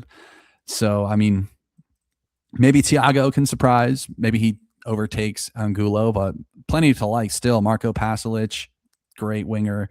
Martin Ojeda, great winger. Atuesta, great midfielder. I don't know. I'm not worried about Orlando until they just fall out of the playoffs like they did after I said I'm not worried about Orlando last year. They crashed out heavily. Maybe that's my maybe on paper I'm just rating them too much. Is it really I don't know. Maybe we'll get into it more in predictions, but strong B for me. Any one of you guys want to speak on Orlando? You really need a right back. They really, really need a right back. And it doesn't need to be like an Alex Freeman right back, but they only have one right back on their roster who's 20 years old. So unless Pareja is planning on moving one of the center backs and having him cover right back, they still need to get that player in. But I like the attack. I like how Thiago is going to hopefully siphon minutes from Ivan Angulo, or more likely maybe that's Tyrese Spicer who's going to take some of those minutes. Either way, I'm with you on they need a striker front. And yeah, I mean they're Orlando. They're just consistently a playoff team. I don't see any reason why they drop any lower than that with this roster, but they still could bring in a couple more players. Joss, any thoughts on Orlando? Thoughts on Villarreal. Tejon Buchanan is also there. Shout out another MLS guy. So we have no choice but to represent the Yellow Submarine here, I think. Before Orlando, yeah, I'm really excited for Alex Freeman. It's kind of like one of the more meteoric rises that we've seen recently out of a player in the league. I mean, he really burst on the scene last year and just never looked back. Got a USMNT cap, was in the All-Star game. Now he's moved to Villarreal. Crazy rise for the guy. So, but in terms of Orlando, it's great that they cut Muriel. I'll be honest. Yeah, it's a good move. It was time, right? I still think there are some good moments sprinkled throughout, but Josh, we're staying with you. Houston Dynamo. Tell us Let me about. talk about the Dynamo. There is something about the Dynamo this year, fellas. Josh, tell me. They made some big calls on the outgoings. Kowalczyk, we hardly knew he's gone. How much did I complain about that, dude? Last season, dude. I thought so, bro. I thought of you when I wrote that down. Brooklyn Reigns has gone to the Revolution for 1.3 mil. Good pickup by the Revs, I think. Sebastian Ferreira no longer taking up a precious spot on the roster. He's gone. I know he was out on loan last year, but that's good. Amin Bassi, Owadesu. Shout out to Owadesu on YouTube. Make some good stuff. So if you guys have the chance to go check him out, all these guys are gone. So big. Once again, the Dynamo making some big moves as they sort of try to build on, make the playoffs after missing out last year. I'm kind of Ben Olsen's still the coach, right? I think he is, isn't he? Yes. I was kind of surprised by that. I thought maybe that might have been something that they looked to change, but when you win silverware with the Open Cup, you get a lot of clout that I think Ben Olsen is still cashing in on, but I think it's waning a little bit. If they don't make the playoffs this year, I wouldn't be surprised if Ben Olsen's gone. Incomings, I think the biggest one for everybody was like Hector Herrera's back. Massive kind of move, I think, in terms of, I don't know if it's on the field. I think more off the field is where the move is going to really be felt. He brings, Houston are hosting World Cup games. The Dynamo are in kind of a prime position to capitalize upon all the hype that the World Cup is bringing. I think that this is a major marketing move. And I think that Herrera will probably get limited minutes, but I could be wrong. But I do think a lot of it is also the World Cup is coming and there's a big market for the Dynamo to sort of infiltrate with all that attention. They also signed Guilherme from Santos, another 50th Brazilian named Guilherme has hit the MLS. I don't know, dude. I'm not gonna pretend to know anything about the guy, but I will say that his career is mostly Brazil, Saudi Arabia, MLS. He's done the dream, sort of like Hulk, Oscar, those kind of moves from the mid 2010s. Like that, we just don't see those kind of heritage moves anymore. Neymar in the later part of his career. I mean, it's a player from Santos. Of course, it's got the lore behind it too. Of course, right. I just don't. I as an appreciator of Brazilians moving to Russia, to Portugal, to Saudi Arabia, to China, and then coming Turkey. back to Turkey, and then coming back to Brazil. I'm an appreciator of that. I feel like we don't see those enough anymore. So seeing this guy's career path, I got to give him some major props. They also went big on the defense. They signed two other Brazilians, Lucas Halter and Felipe Andrade from Botafogo and Fluminense, respectively. I think that they're probably looking to replicate what Mikael was able to do for the Dynamo, just as a really strong center back. And the biggest move, of course, is Mateusz Bogusz back in the league. They brought him in from Liga MX. He didn't really light up Liga MX, I think, as much as people might have expected him to, but he's also only 24, which is also crazy. I feel like he's been around for a long time. So his last season in MLS, he scored 15 goals in 32 games. Houston needed to go out and splash on a big name, number 9, especially after Ferreira didn't work out. And I think that they've got their guy. I think it's a really, really smart pickup. Yeah, that's my best move as well, is Bogusz for the Dynamo. Questionable move, no new goalkeeper. I mean, I feel like goalkeeper was probably a pretty priority position for these guys. They already have him. Who is it again? Gillingham. Blake Gillingham, that's and right. Olsen, be brave. Do the right thing. Well, don't really do the right thing. I don't want Houston to be good. So don't do the right thing. But what was do the the tweet right about thing. Mike Pence that Trump put out during January 6, 2021? He's like, if Mike Pence do the right thing, if Ben Olsen is brave, he'll make the right choice. Yep. I hope so, dude. I think that's what stunted Houston last year was that move. Like dropping Gillingham kind of out of nowhere, right? Yeah. Yeah. I'm I'm surprised that they're not like if they don't rate Gillingham, I'm surprised that they weren't in for another goalkeeper. That's like my point with the questionable move thing. Because they dropped him out of nowhere. Maybe I don't know. Maybe Olsen got visited by the goalkeepers of Houston past, present, and future or something. Like right around Christmas, he got a visit from them, and they were like, "You have to start Gillingham. That's the move." That maybe that's what's happening. Clark But showed up and like just threw a ball right into his path. yeah, stood on this line during a penalty shootout and just stayed there, didn't move. I don't know. But otherwise, I feel like it's a pretty good window for the Dynamo.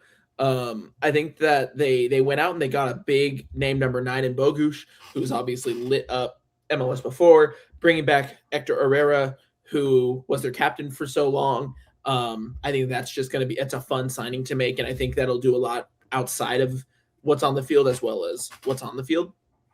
And I like the center back signings. I'm not going to pretend to have known about them beforehand, but I feel like with how good Mikael was for the Dynamo, then it could be something similar. Well, Felipe Andrade, I think you might get the outdated info from Transfer Market, but he's been a left back for them, so I think. Oh, my fault. Yeah, he was there last year.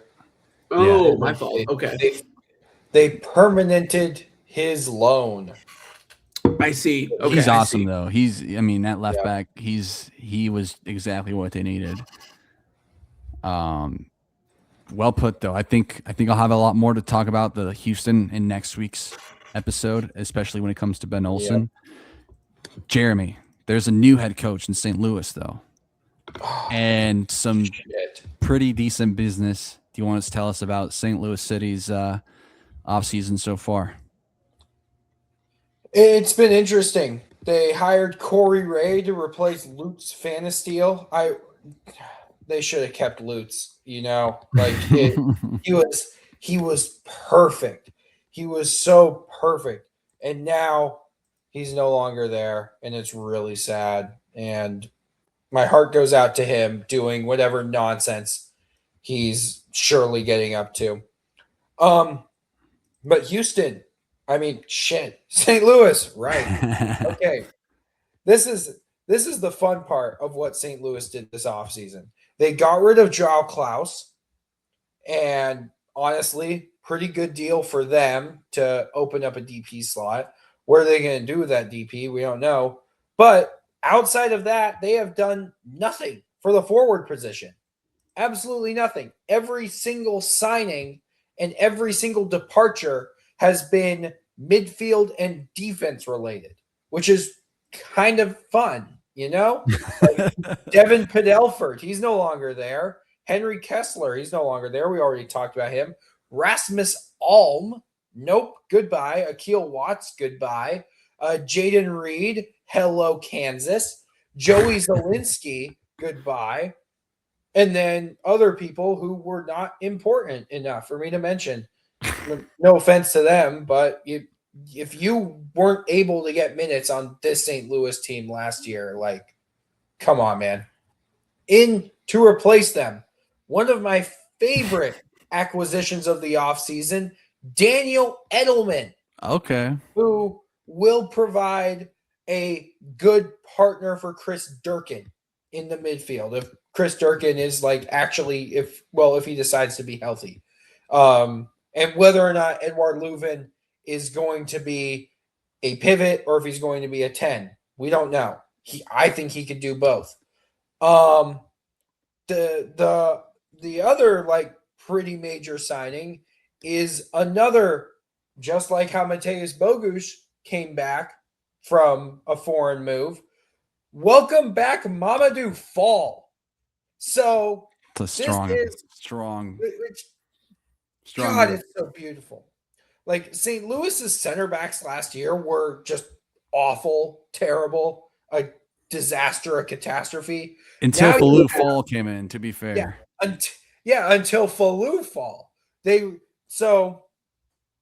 Whoever their owner is, I don't know who St. Louis's owner is. They probably saw, oh my God, one fall, we need 2 falls. So they went out and got another fall. 23-year-old Mamadou Fall, 21-year-old Falou Fall.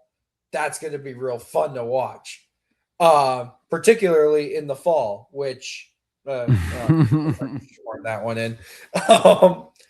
But Thomas Totland returns. Rafael Santos joined from the Rapids as a free agent. Hate Good seeing for that him. move.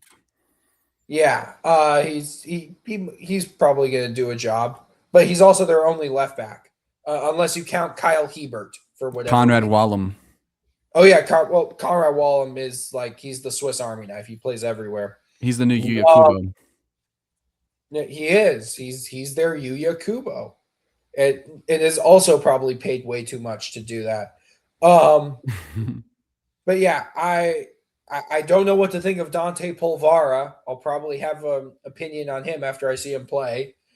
But I think that not addressing the forward spots might come back to haunt them, particularly if you are that bought in on Simon Betcher actually being the guy and actually like leading the line. Because there were times last year where he looked catastrophic. If they can get him to look more like it's 2024 again, that could be a good move. Maybe there's a spot for Jong Sang Bin in there. I also don't know the type of style that Yohan Dame is probably. He's their new head coach. It took me a while to mention that. I don't know what type of style he's going to want to play, but he is a Wilfred Nancy disciple. So could we see ball dominant St. Louis as opposed to energy drink soccer St. Louis or whatever the hell they were playing under Melberg, which was like, I guess, coward ball? This is their most important season because this is that. How many years has it been? It's been 4 seasons now since they came into this league. They've had a new head coach to start 3 of them. Their expansion season is counted. Maybe this is the time they can actually get some stability underneath them. But I do like how the moves they made on the back line. I think they could do a little more in the forward core. But yeah, other than that, I think it's a solid B-. Yeah, I mean, St. Louis, I have a lot more on them next week. I keep saying next year. Sorry, next week. Because all that I want to say is mostly, picking apart, Demay's, likely structure here. But I'll throw it over to our resident St. Louis hater, Mr. Josh Bathtub, how he feels about St. Louis City. Maybe in comparison to KC or not. I'll let you decide how much to do that. I know St. Louis love doing that, but I'll let you, tell me about it. How are you seeing St. Louis here? It's hilarious that they hired a head coach without having a CSO first. I think that's very funny. I don't know why they would do that, but then again, they invented soccer. They know better. So I don't know why. Who am I to question it? In terms of the moves, I'm actually upset that Mamadou Fall is rocking up in St. Louis. I think he's a great pickup for them. And I think it's a really smart move. They need to replace the center backs, obviously, who were not good last year until Falou Fall came in. God, that's going to be those poor, as St. Louis announcers, dude. Those poor commentators. The Fall and Fall partnership is going to be tough. Well, I think Mamadou will just go by Mbake. Oh, you think? Okay. Yeah, they're going to weasel themselves out of Fall, passing it to Fall, and then back to Fall. Damn it. And then back to Fall. So I think that there's a lot of questions left on this roster. Obviously, this is kind of a new era for St. Louis. They've been poor the last couple of years, and they've made some major roster decisions. I think of Joao Klaus a lot. I hope that even though I am not the biggest fan, I think that Leuven, I hope that we get to see a full season of him. I know that he's had some problems in his personal life that's affected his playing time. So I'm hoping that we get a full year of Leuven because I think he's a really, really good player. And Celio Pompeo is another player that I'm looking out for from St. Louis this year. He always scores rockets against SKC for whatever reason. And I'm hoping that he stops doing that. But I think that he's going to be really talented and a really big part of this St. Louis team for the next year. But I'll save more of that for our predictions. Nice. I'm going to take us over to New York City, who I mean, maybe it's a bit of a cop out given how little business they did, but they were in talks for was it Musa Silla? Is that who I saw? Musa Silla from Uh, Schalke. it apparently that transfer has fallen through in some way. I don't know how close that was to happening, but I saw it being reported and then it was gone. But outside of that, another big transfer from the A League from Melbourne City FC is Kai Trewin. Trewin. I think it's Trewin. I probably should have looked that up. But outside of that, you got some homegrowns and some young guys in Mac Learned, Cameron Acito, and Cooper Flax.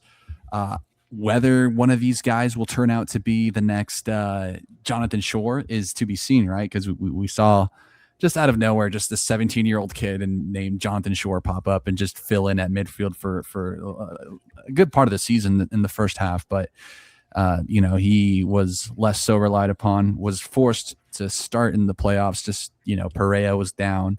Parks, who should be coming back and should, play a pivotal role in that midfield. Love to see, Keaton Parks out there. But in terms of outgoings, Jovan Mijatovic, they have loaned him out. Julian Fernandez is loaned to Rosario Central. I thought he had all the makings to lead against Miami in that match in the Eastern Conference Finals. And man, he needed to finish that. Mitja Ilinic, a more active right back, going to Rakau Sestachawa, if that's how you pronounce it, in where is that? Poland. Justin Hack mentioned earlier, that's a big loss there, but it did seem like he wasn't likely to come back. And one little guy they slid back into the league is Tadeusz Magno, who is back on from loan. I'm willing to see Tadeusz Magno try again, dude. Malachi Jones as well coming, broke his leg. That one's a tough one, but I just want one of these guys to really do, to make good on the dribbly boy FC status of just guys that are just awesome with the ball at their feet. I think of Manungu. I do think of Sealy. I think of Buwanga, Malachi Jones, the dribbliest of dribbly boys. And of course, Tadeusz Magno, the guys like he's always had this, maybe he's the guy, maybe he's the guy. Come on. They're going to need him and to step up amidst Alonso Martinez. And maybe what's preventing me from giving them a better grade is the fact that, they did lose Alonso Martinez and don't have that Musa Silla over the line yet. But I think New York City have done good business. So, it's a little business, but I can't see how they're not ready to just bring in a next guy. So I'll give them a C, an incomplete, but then once they get that striker, because they're going to get it. They're going to get somebody. And it turns to a B to B plus for me. But any New York City thoughts, fellas? What's Munsif Bakrar up to? Who? What's Munsif Bakrar? What's he up to? Bakrar. I mean, I think he left last window. Yeah, no? he did. They could bring him back though. Would be pretty funny. Maxi Morales is back. Maxi is back. Hey, why not? I mean, Carlos Gil's up there. Diego Chara's up there. We stand for the older players, man. They are sometimes the legacy defining players of we're gonna look back on man, remember when Maxi was just still crushing it at 36, or Diego Chara at 40, or Gil's at 34. Come on now, come on. We'll be saying that in 10 years when Diego Chara is 50. It's like 40 season. Somehow he's still getting better. And then I'll be those ages. It'll be crazy. We need to start a support group for just unks in MLS. I'm not there yet, honestly. But no, but I think Diego Chara, if he wanted to start one, I think he'd be well within his right to do so. Love it. Does anyone want to take us to New England? I'll do it because I have beef with New England due to their unfair sacking of Caleb Porter last year. But at the same time, And I believe that Porter was done dirty because they finally got the striker after he had already gone. And that's stupid because here you have Dor Turgles. I think he could be a Golden Boot contender this year. Come on. Come on. Yeah, I think he's that good. Bringing Brooklyn Reigns in, that's excellent business. Absolutely excellent business. Very, very good. Griffin Yao. Say it louder. Griffin Yao. Yeah, it's another really smart signing. Which one of him or Langoni is going to play on the left, though? I don't know. That's also something for Marko Mitrovic to figure out, the former U.S. U20s head coach. And he's got a couple of those guys here. Yeah, he's got a Peyton Miller. He's got Peyton Miller again, who is turning 18, by the way. I mean, he's turned 18. He'll turn 19 this year. He's very good. They brought in Ethan Kohler to beef up that center back room. Matt Turner is still here on loan, taking up a DP slot. I don't like that much, but it is Matt Turner. He's still very good. Fofana and Ceballos, year 2 of them. That's going to be real fun. And Andrew Farrell, who honorary Unk, even though he's 33. That's weird. He's only 33. Feels like he's like a lot older than that. Oh, well. Polster, Youssef, they still got the same guys. Who left? Brandon Bai, obviously, he left. He's a Timber now. Chonkalai got Cashford to Minnesota. That's interesting. Outside of that, Wyatt Osberg retired. Ghana goes, loan expired. Alex Bono, who was here last year, I guess, he got traded to DC. But why did he get? I thought he was always like at DC. He was on New England. What the hell? Oh well. I have beef with them because they're not going to win the cup this year. They could have won the cup if they had kept Porter, but it doesn't matter. This roster is still pretty good. The question is, how well can Mitrovic elevate this team? And honestly, I think they should probably try and get another winger in because a front three of Langoni, Yao, and Turgeman is fine, acceptable, but it could be a lot better. It very much could be a lot better. And I wonder how much of that is like weakened because they have a DP goalkeeper on loan. Fellas, it pains me to bring up that Ignatius Ganago is gone. It's a damn shame. I'm just saying, who could have seen that one coming? Josh, take us to Vancouver. What has their offseason been like? I got you. So I got to do Inter Miami, obviously, who won MLS Cup. I'm getting to do MLS Cup runner-up now with the Whitecaps, and I got to do Sporting KC, this year's MLS Cup winners. I really you helped me out with these assignments, Juan. This is great. So notable outgoings, and there's a few. Pedro Vite, he has gone to Pumas. Jaden Nelson has been traded to Cashford to Austin, I think. Cashford. Ali Ahmed has gone to Norwich. Utvik's gone. And I think the hardest of them all is Daniel Rios has gone. The hero from the MLS Cup, the MLS playoff game against Dallas, I think. I think he scored in that game. So a lot of outgoings. And hopefully the Whitecaps, I'd be remiss to not talk about the ongoing fight that they're having with their owner right now about not moving them. There is obviously this has been talk in the zeitgeist for a while now about them trying to sell the Whitecaps, and I think it's been recently announced that they don't really have a new buyer lined up right now. I know they were entertaining offers, but as of right now, no serious offers have come through. Nobody wants to see the team move. It's a very, very unfortunate part of American sports that sometimes your team can just pick up and leave unless it's the St. Louis Rams. That's very funny. In terms of notable incomings, Pupe is back. He's gone. I thought didn't they sign him on loan? Didn't they sign him Yeah, permanently? they signed him on loan. He got oh my God, who embarrassed him in MLS Cup? I think it was Messi.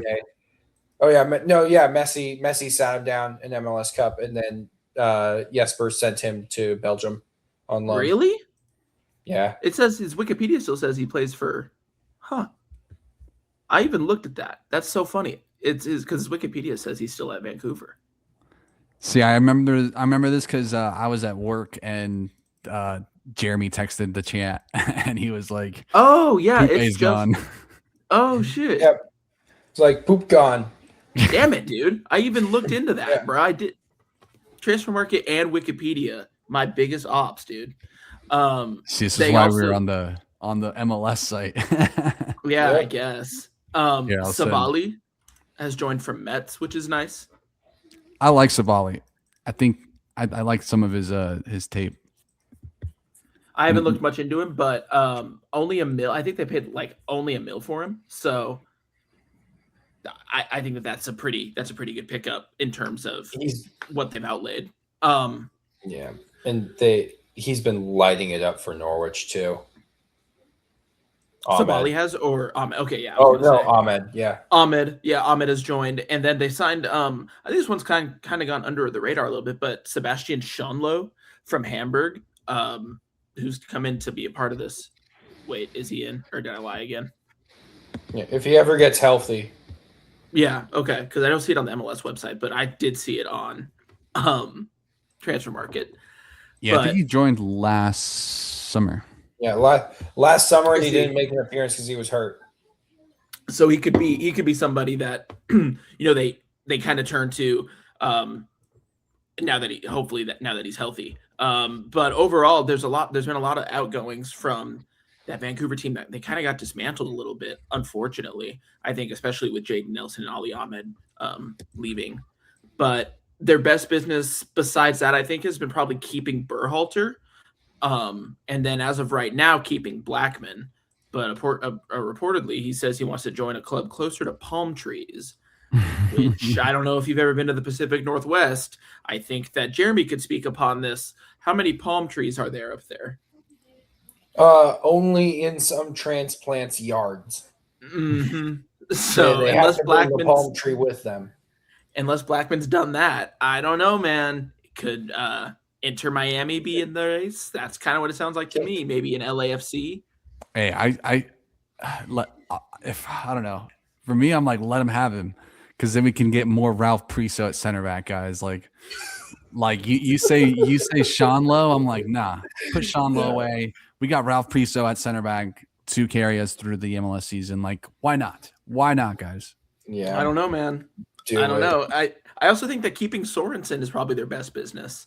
I'm sure that there were probably a lot of clubs sniffing around him based off of that last season. I think he's probably got a safe, Vancouver probably don't have to worry about that as much, especially with, unfortunately, how Nancy and Eric Ramsey, Jeremy, have gotten along at their European jobs since leaving MLS clubs. But I think that's still huge, is keeping Sorensen, who was obviously the main guy behind the Vancouver Renaissance. And Thomas Muller's back, which will be fun. Very fun to have around here. But I graded this actually a D. I think that there's just a lot of unknowns around the players and personnel at the club right now and the club in general. And I think that it will negatively impact how they do this season.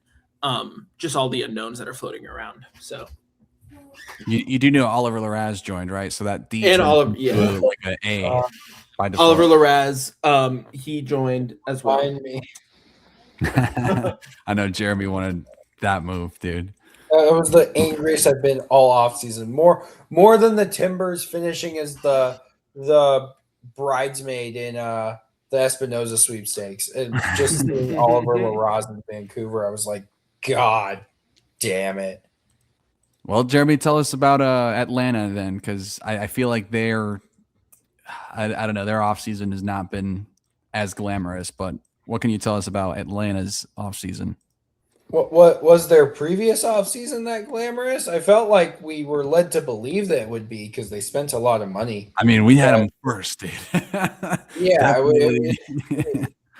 It really wasn't that amazing in hindsight, was it? Well, was that the roster building fault, or was it due to a certain Gaffer Ronnie? Oh, there it is. We're by so the- back. By the way, Gaffer Ronnie.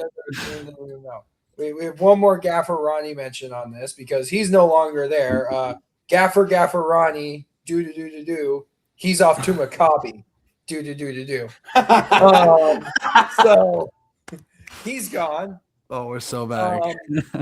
In his place, speaking of we're so back, Tata Martino. Hello. Come on. Run it back. Run it Come back. on. Run it back. This has never failed before. It won't fail again. And you know what else? There were a lot of players on this team that weren't really that good and didn't do that much. Bartosz Schliech, he's off to Brøndby. Brad Guzan finally called it a day. He was tired of falling backwards into his own net after watching a shot go by him. He said no more.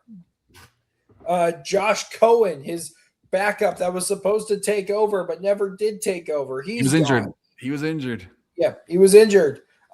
Brooks Lennon, they actually did the brave thing. I went back and re-listened to a bunch of our old episodes. I said they need to get rid of Brooks Lennon in our eulogies last year. They actually did it. Am I genius or am I not? I don't know. But to replace him, they brought in Elias Baez from San Lorenzo. He'll play right back. It says Transfer Market says he's a left back, but that's wrong. He'll play right back. Because the only right back they technically have on the roster is Ronald Hernandez. What else? Two other outgoings, two other Atlanta Heritage players who are gone. Edwin Mosquera, he's been transferred to Independiente Santa Fe. And Jamal TRA last week got traded to Columbus. That's going to be fun. Noah Cobb, also an outgoing. He has been traded to the one, the only Colorado Rapids. Hell yeah. Will that work? And also, that's not like even the first young center back they've traded in the past year, because they also sent Efrain Morales to Montreal. Yeah. So, yeah, in their place, Baez is probably their highest profile signing right now. Tomas Jakob, another defensive upgrade. He's in from Necaxa. Adrian Gill, a American who was trained in La Masia. He's now from Denver, Colorado. From Denver, Colorado, in the box state. Oh, yeah, I'm seeing his picture. He looks like he's from Colorado. What do I mean by that? You just look up the picture. You'll find that out. But this is the big problem with Atlanta, because they still have their 3 albatross DPs. They no longer have 5. There are no longer 5 DPs on this roster. It's only 3 again. It's Almiron, Latte Loth, Moranchuk. Which of these is the most expendable? Probably Moranchuk. Will they get rid of him? I think they could cash for him to Montreal. I don't think that's going to happen, but they could. I think they should try to get rid of him. I'm not falling for Atlanta this year. Last year was the return of Almiron that was going to, like, that was the one that really got you excited.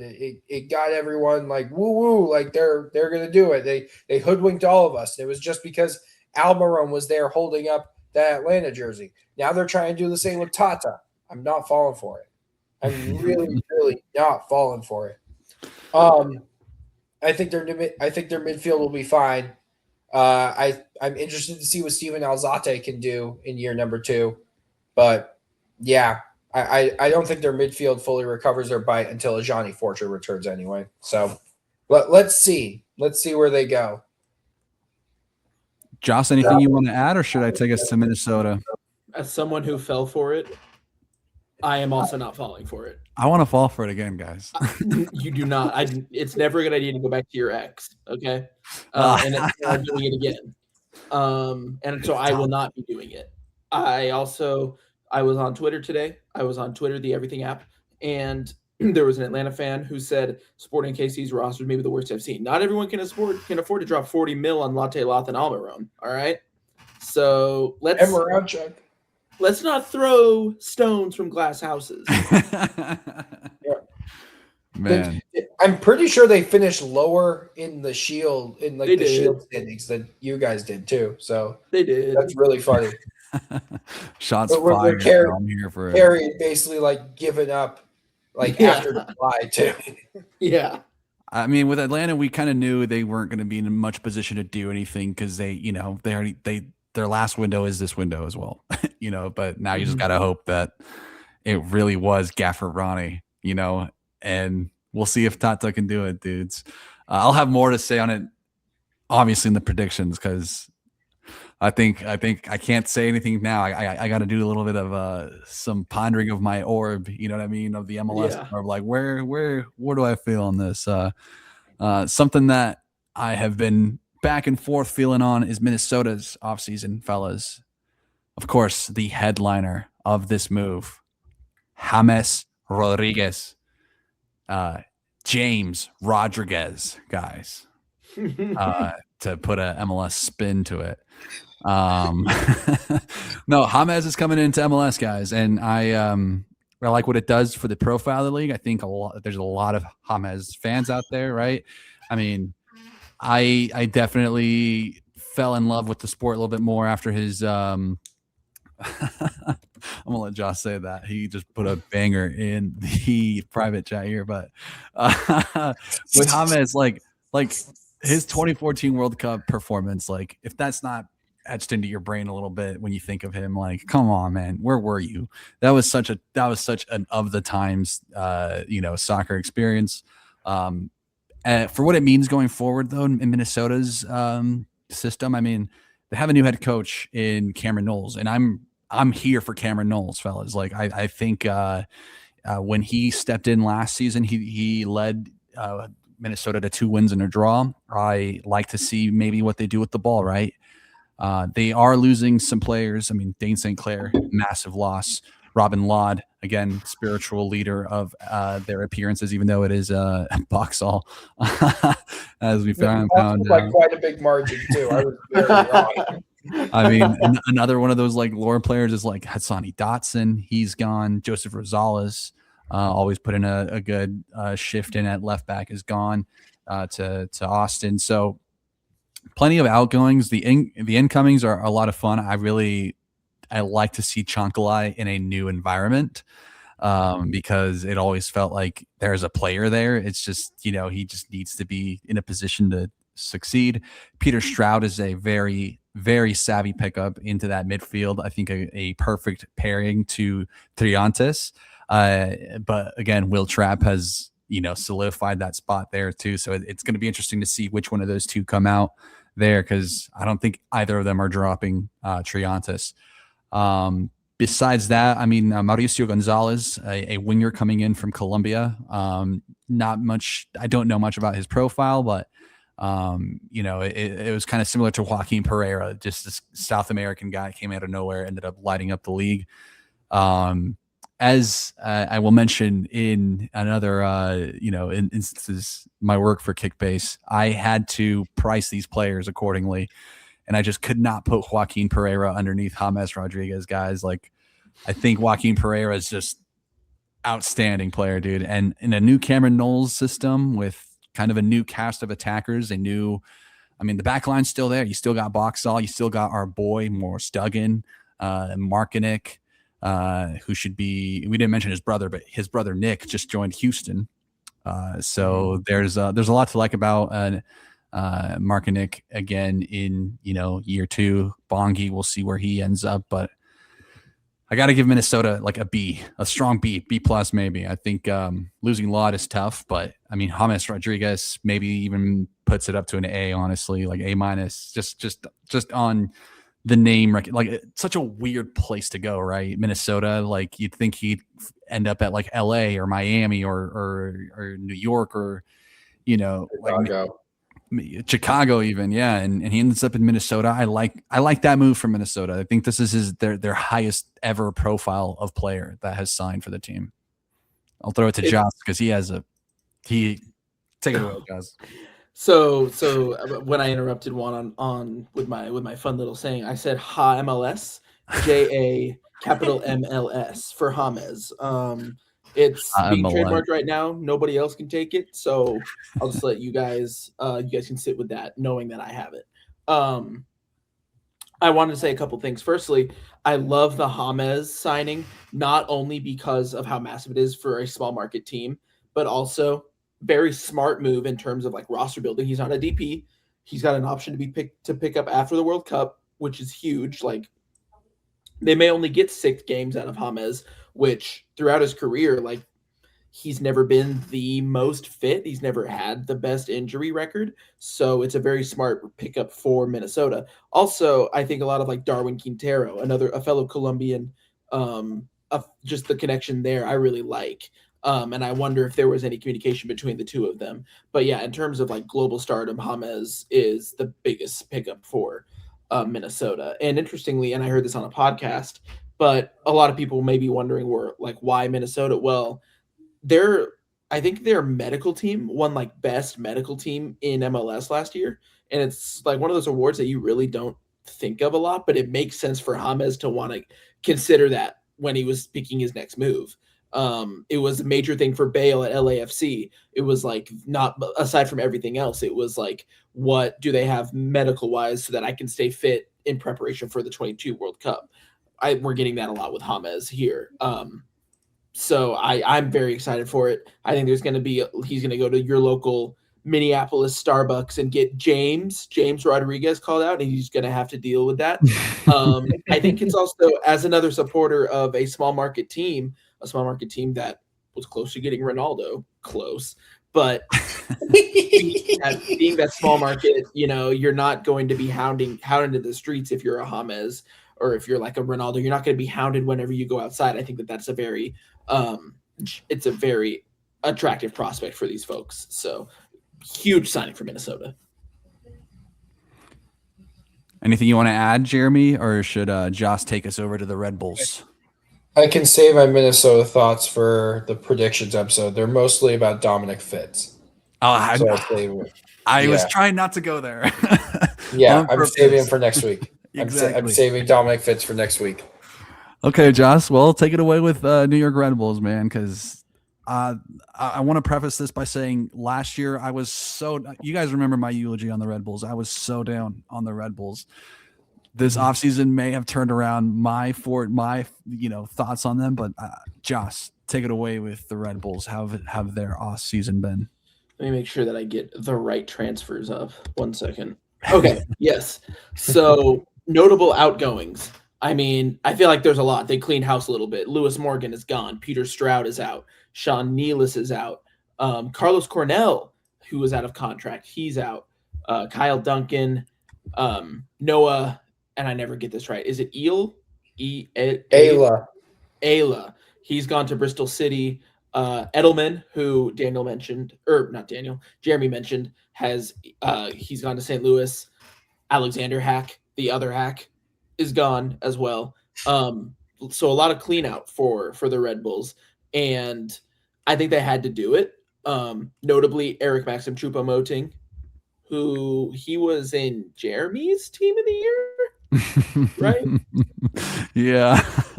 He's here. He's here, and he's living life. He's loving it. And talking about incomings, Michael Bradley's the manager. I didn't know that until I looked into it, dude. I didn't know until I saw that I was assigned the Red Bulls that Michael Bradley had a manager job. I'm here for it, dude. He won MLS Next Pro. He won MLS Next Pro. I didn't know that. He beat PIDS 2 in the final. I'm Oh, sorry. It was. I know. You got the penalties. I know. I said it because I didn't want to mention the laws there. But thank you. Was that with the Red Bull too? Yes. Yeah, it was last year. God, dude, I remember where I was when he scored against Mexico in That's this takeout from like 40 yards. Oh my god! I remember where I was, and now seeing him as a manager, I feel old, bro. Sorry, Wanders. I feel know, old. dude. That was the point. But he's in, so that's fun. Bradley Ball. I get the next pro straight and the national team straight in one offseason preview. My bad, bro. Justin Shea has been brought in from Brøndby. Another Brøndby mention in this episode. Good for Brøndby. This is huge for them. Ethan Horvath, he's in. John McCarthy is in as well. Fascinating. John McCarthy. Yeah, John McCarthy had joined. He had joined. Yeah. Yeah, he had joined. And then I think the biggest signing is Jorge Ruvalcaba from Pumas. $5 million they paid for him. 24-year-old left winger. I'm not gonna pretend to know a lot about him, but I looked at some of his highlights. This guy can score, man. He scored some rockets, dude. I am excited about that. It's obviously a big drop, a lot of money to drop into him, but damn. And I think the signing that's gone under the radar a little bit is this Gustav Begren. Yeah, he joined last year as well. And he joined last summer.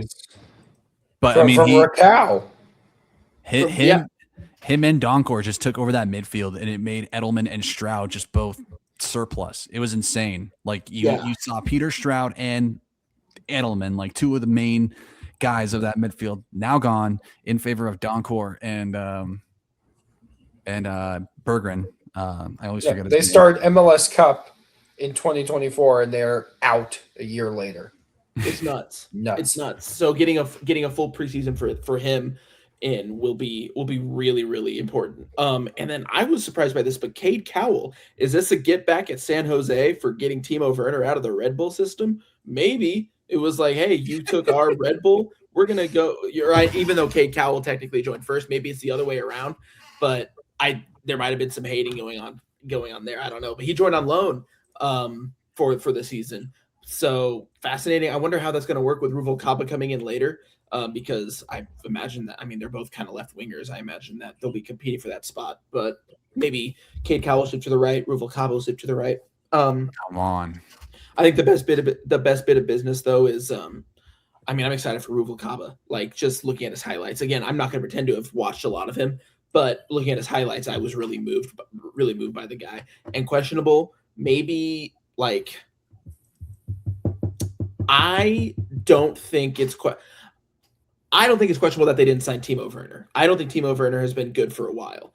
I will say I think a lot of people outside of the sphere were questioning why they didn't sign him. So that's kind of my point, is like other people might have thought it was questionable. I think it's actually a very smart decision. And maybe that's the question behind it. The Red Bulls made a smart decision. What a smart choice by the Red Bulls. I don't know. Jeremy, you got anything to add? I actually do. Their recruitment has been woefully one-sided this winter. They only have two natural center backs on this roster. One of whom is Robert Volodare. The other is Tim Parker. So, Joss, Tommy and Klaus are playing together. Volodare and Parker are playing together. They're going to be starting together. Yeah. Technically Dylan Nealis can play center back too, but you got to get another center back in there, especially after Ayla left. He was one of their best defenders. And although his most high-profile moment was being thrust into the starting lineup unexpectedly in that MLS Cup for Andres Reyes, who he's way gone by now. Andres Reyes, man, heritage player. The Max, like he was like Max Thomas Aviles. He was like Aviles and Fernando Alvarez combined, but he worked so well as a sweeper in a back three, it didn't even matter. My question is who plays right wing, because they brought in four wingers. They brought in Rojas, they brought in Mosquera, they have Cowell, they have Ruvalcaba. All of them play on the left. Who plays on the right? If you bring in all these wingers and your day one starter is still Dennis Giengar, that's an issue. Figure out who plays on the right and sign another center back. And then I'm thinking maybe their playoff miss from last year will only be a one-time thing. I hope it goes on for longer, though. I really do. But now they have to, Now they have to what? They have to start a playoff list streak. You know, I mean, it's only fair.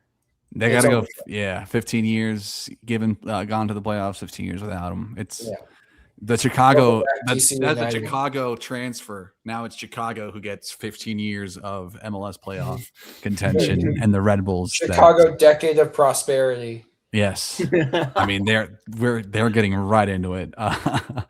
I'll save my Red Bulls thoughts for next week because I got shell shocked by that fact that they do only have 2 center backs.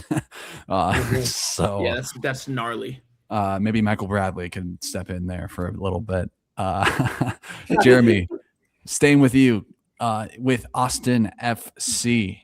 I know you love it when I give you this team, so I figured we'd get you into some preseason fitness training here, talking about El Tree, Austin FC. El Tree. I love that. Well, Austin, what have you done after frauding your way into the playoffs and getting shellacked by LAFC in pretty routine fashion in the first round? You haven't done much, but what you have done has been major. By that, of course, I mean the trade of Stephen Cleveland to SKC, obviously. Declining Diego Rubio's options also that's pretty major. Same thing with Julio Cascante. Waiving Jader Obrian. Those are all players who did play for Austin last year. More than others. The biggest high-profile departure is right winger Osman Bukhari, who continued Austin's fine tradition of failing to sign a difference maker at the right wing. But because Rodolfo Burrell is stubborn and Precourt will always keep giving him money, he said, we're going to get the right winger this time. We're going to get the correct one. It wasn't Rigoni. It never was Rigoni. It wasn't Bukhari either. It was always Facundo Torres. There's one issue with that, though. Facundo Torres is a goal scorer. Who is going to create for him? You now have 3 players in this Austin front line. Well, when Brandon Vasquez is healthy, you'll have 3 players in this front line who all want to shoot. They have no one who wants to create for them. Facundo Torres is going to shoot. Miyurto Uzuni, who is still an Austin player, who after I begged his late window potential move to Turkey to fall through just so he would stay here. I want Miyurto Uzuni in this league. He's still here by the grace of God. Box office. Yeah. So he's still here. He might actually be starting up front while Vasquez continues to recover from that unfortunate ACL tear he suffered in the Open Cup. Because Jaden Nelson could take his spot on the left wing after they traded for him this offseason. He came from Vancouver. So he's a guy who actually would create a little bit. They could find themselves in a position where instead of putting all 3 of their DPs on the field at one time, they might only have to put 2 because Nelson plays himself into a starting role. John Bell also joined as a free agent, and they traded for Joseph Rosales, who can play as a left back. He can play as a left midfielder. I don't think you'd see him as a winger, but yeah, it hasn't been a very busy offseason for Austin, but it certainly has been a clear, concise, 1 DP out, 1 DP in type of offseason, I guess. Dang, preseason, right? We're getting into it. Man, who's going to create for them? It's going to be all counterattack ball. I think we lost Minnesota's haram ball. We get it back in Austin because Austin were Minnesota without the fun attacking transitions. Yeah. They were let's just grind this out and be fine with it. Now they have 3 guys that can just hit. Yeah, we shall see. I like some of the business. Joss, you got anything on on Austin, or should we go towards RSL? I try my best not to think about Austin, Texas. Fair. I mean, I try not to talk or think too much about RSL, but unfortunately, I will take it upon myself to take this. I wanted Daniel's thoughts more than anything on RSL because I just like the Eastern Conference perspective on this team, guys. A lot of players are leaving. One of them being Diogo Gonçalves. You guys know how much I loved Diogo Gonçalves on Real Salt Lake, mostly for the reasons of he was just unproductive. And it's funny, the Rapids lost their unproductive DP and Kevin Cabral. RSL are like, yeah, we should probably throw this arm in the arms race away as well. So they washed out their underperforming DPs. They did it again though with Ruan Cruz, who is, you know, of him and Victor Olatunji in the summer. They were two big high profile striker signings. I mean, Cruz came in as a DP, and sure enough, they mutually terminated his contract, guys. It's like, yeah, let's just end this before, you know, we both know where this is going. Since he committed roughing the passer on that free kick in the wild card. Yeah, sometimes you just know when it's time, right?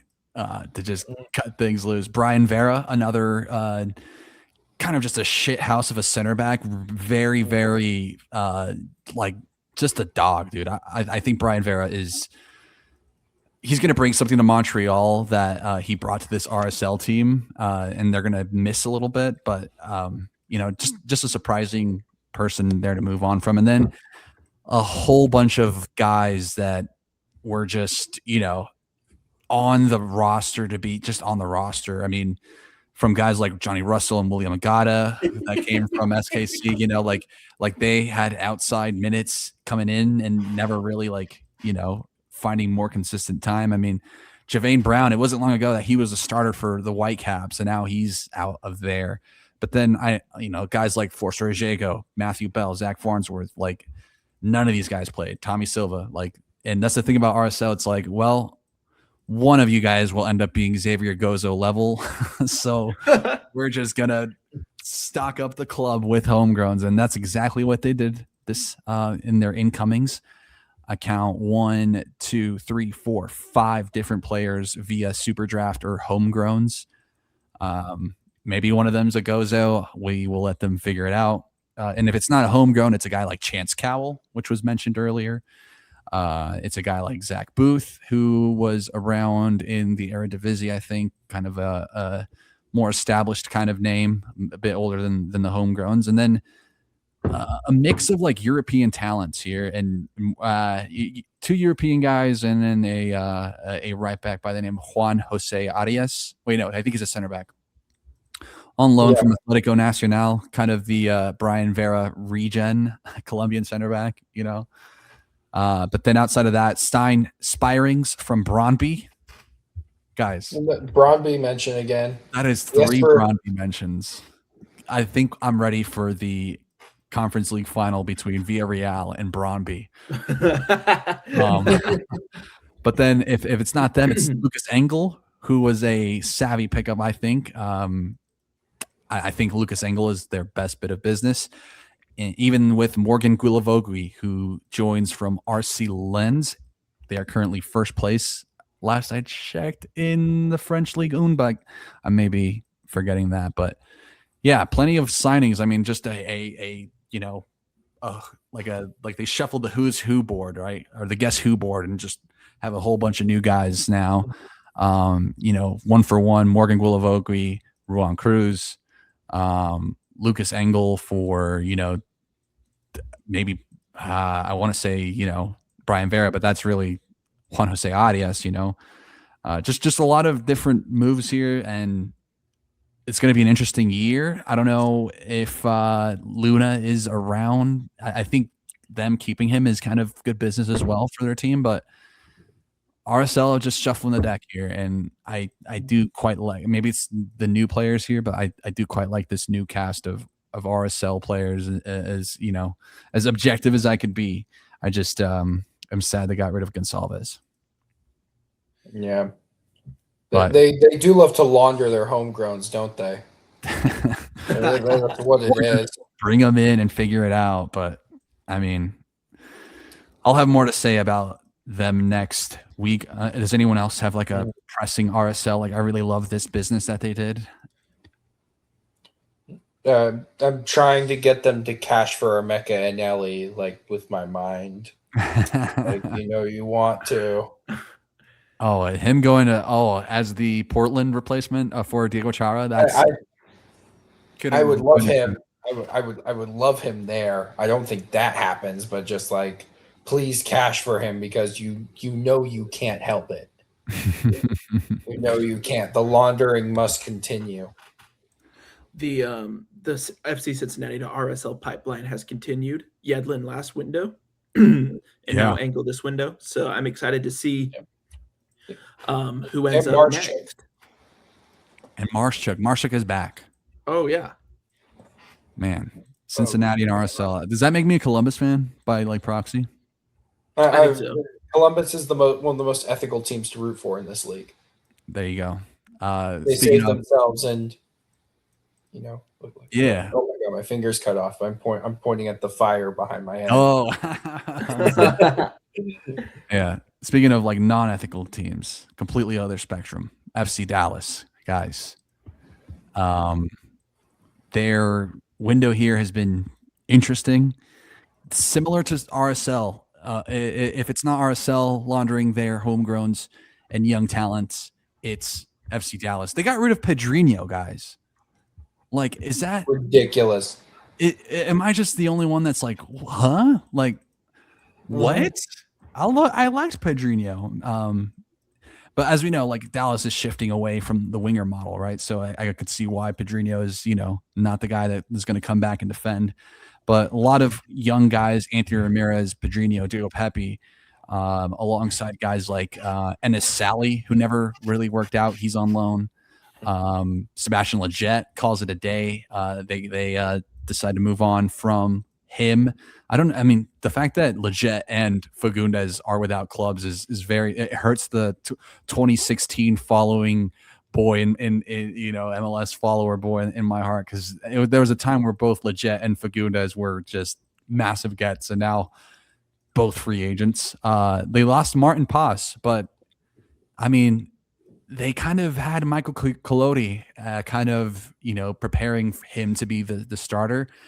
Still, though, they went and got Cyril Waugh from Montreal, which kind of solves the Cyril Waugh or Thomas Gillier question there. Lots of homegrowns as well. Lots of super drafts. They beat RSL with 6 of those, either a super draft pick or a homegrown pick. And then from abroad, Herman Johansson from Mjällby. He's kind of like I struggled to place him, but he looks like a wing back, midfielder, maybe wide midfielder, like more just a wide presence. I think he's going to do well to stretch the field there on the left ahead of Kamungo. And then Rand Binyamin, who I don't know how you fit him in this team, but he's on a U22 deal. And I don't know if he takes over Kappis's or Kaike's role, but I think it's just Dallas figuring out their depth here. I can't really grade it more than like a C, but a lot more to say about Dallas next week. Do you guys have any Dallas like absolute like, man, how could they get rid of insert young player here? Because mine is Pedrinho, of course, but do we got any Herbert Endley stands in the podcast here? I wish if they had kept Diego Pepe, they probably would have had a $35 million offer from Fulham. So they missed out on that. My big Dallas thing is this is the year of Lucius Don Dietzen. So that's it. We're waiting for glory. We're waiting for beauty. This is a long seed that you planted. I hope it bears fruit. This is what I want. I want a couple of things from this year. One of them is Lucius Don Dietzen to actually be good. I'm looking at some of their homegrown signings. They signed a kid named Kaka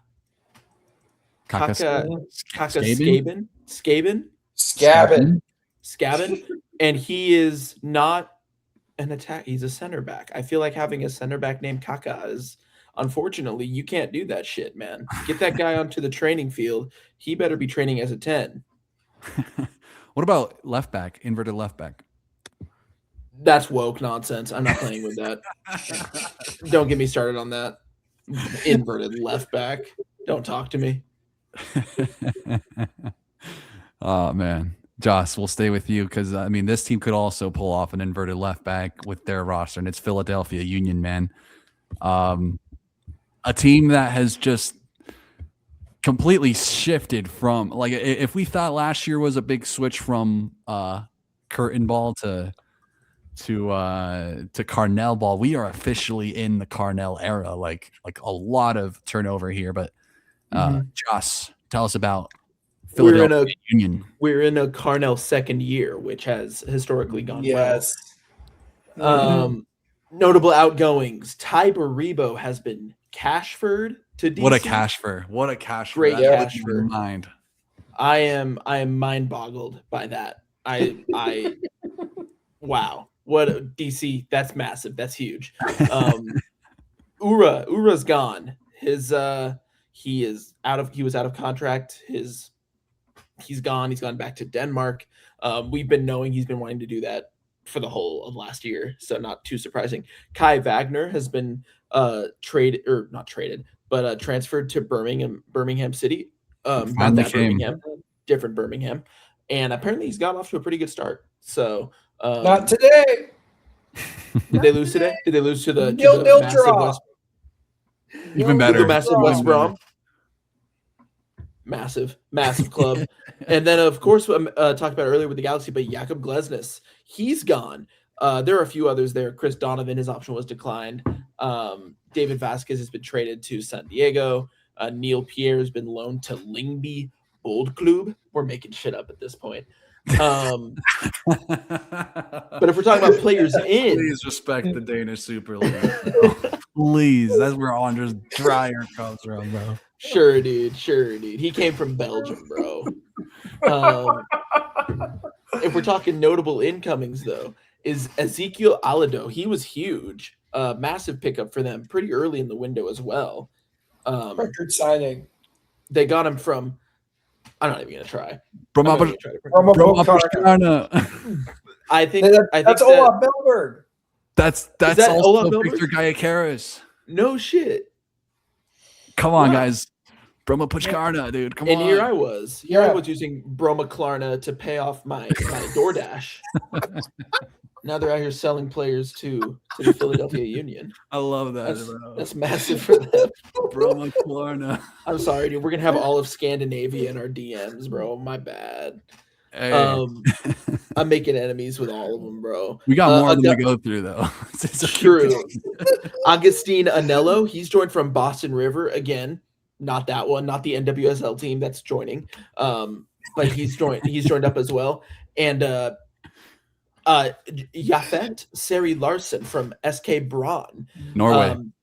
What you got to say about the Norwegians here? They've gone shopping in Scandinavia, dude.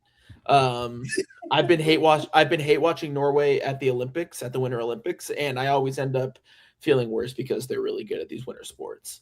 But yes, a lot of outgoings that I think were very much reminiscent of old school curtain ball, like Juan mentioned. I think especially of Ura, Glesnes, Kai Wagner, all guys that were kind of pillars of early 2020s Philadelphia Union ball. So I'm curious to see, like, will this be another round of what happened to Carnell in year 2 at St. Louis where he lost his job in August?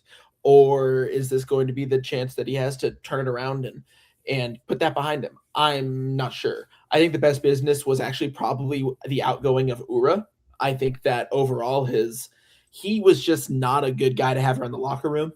And I think that it was negatively impacting a lot of the other players in and around it. Really? I missed that. I think so. I think that there were like some reports that came out. Like, I just think whenever you are so public about wanting to leave, that is going to have some sort of negative impact. Even if there's no reporting on it, I think that that's just what's going to happen. Especially a guy that is as big of a pillar as he was. Questionable. What the Tiber Rebo? Like, that is the most questionable piece of business, I think, out of all the teams that I've analyzed. He's gone, and it's insane to me because it really wasn't even for that much money as well. I think like 2-3 million. So massive pickup for DC. Good for them, but I'm questioning Philadelphia's. I don't know. I'm questioning it. Maybe they're expecting Iloski to just really turn it up. I don't know. Maybe they're expecting like he'll be the guy, but I'm not sure. And then, yeah, my last final note is like it's the Carnell second year syndrome. I think it's going to repeat itself. They don't have the hot streak that Baribo had to save them again. Maybe someone like Anello or Alado will be that hot streaky guy, but I don't know. Man, well put. I love that one. I have two Philadelphia things. One, I want you to be correct so badly, Joss, about second-year Bradley Carnell, but I think this is the Ernst Tanner downfall year. Ooh, I remember I'd be that okay with that from last year. Yeah, and that investigation's got to wrap up. That guy's got to have something coming to him. That's what it is. And also our biggest critique, at least from Wanderers and I from last year, was that Philadelphia had no center back depth, and this year all they've done is sign center backs in the offseason. It's pretty good, good bit. Love it. I want to stay with Jeremy as we go to Columbus Crew. Tell us about the de facto Angels of the Hell is Real Derby. The de facto Angels. Well, here's the thing. Before I can properly discuss who Columbus brought in, I have to talk about their biggest departure, Wilfred Nancy.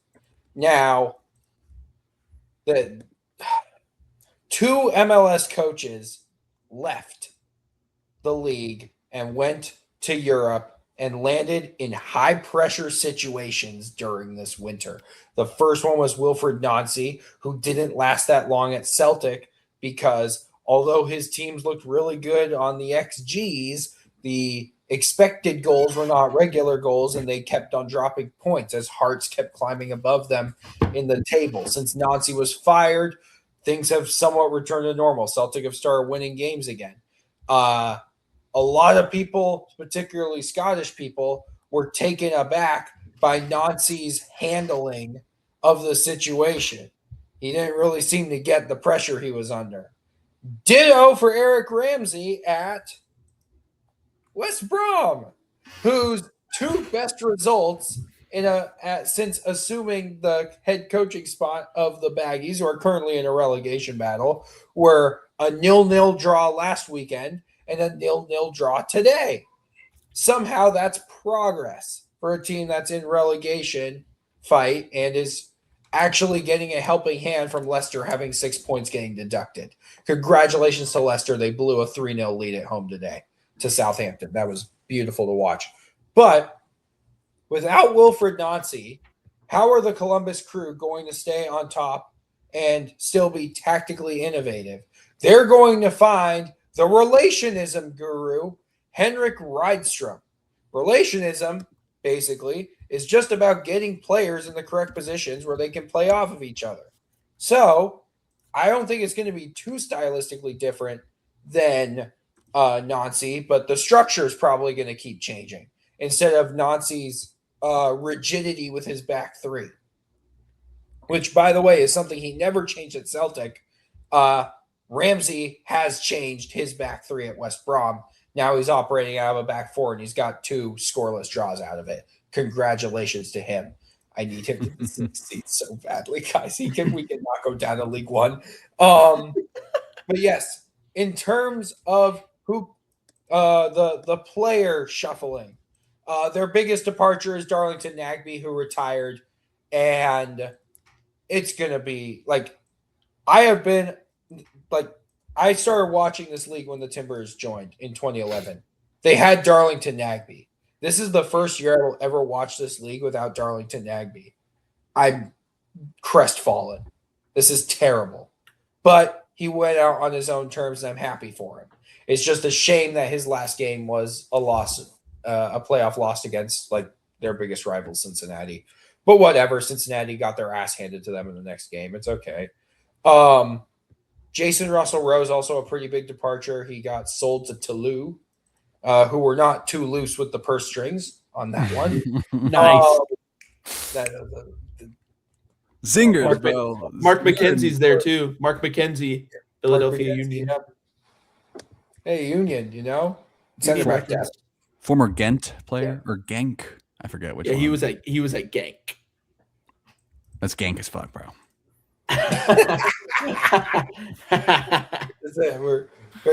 Preseason, we're still getting the one-liners off. The zings.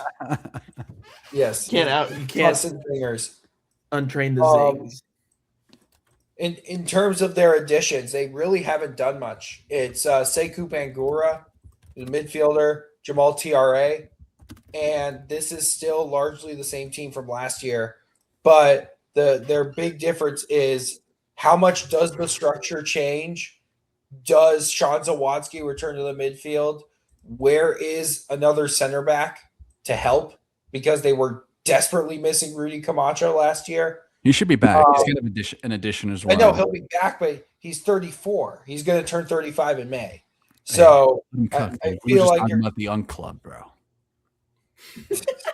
I Rudy Camacho, dude. Come on. Yeah, I know. I do love Rudy Camacho, but I feel like they still need to get another center back in.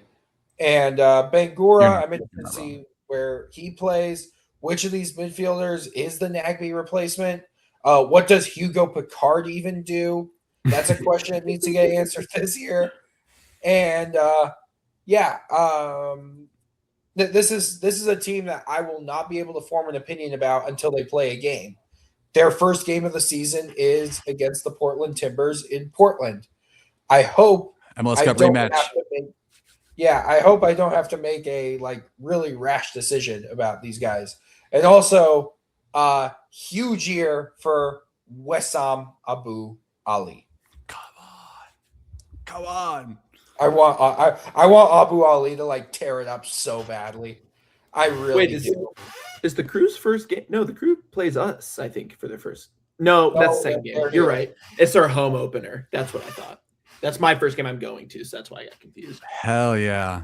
Road, traveling on these away days, bros. Let's go. Getting excited, bro. Josh, anything you want to talk about in regards to Columbus, or do you want to be the one that takes us to DC United?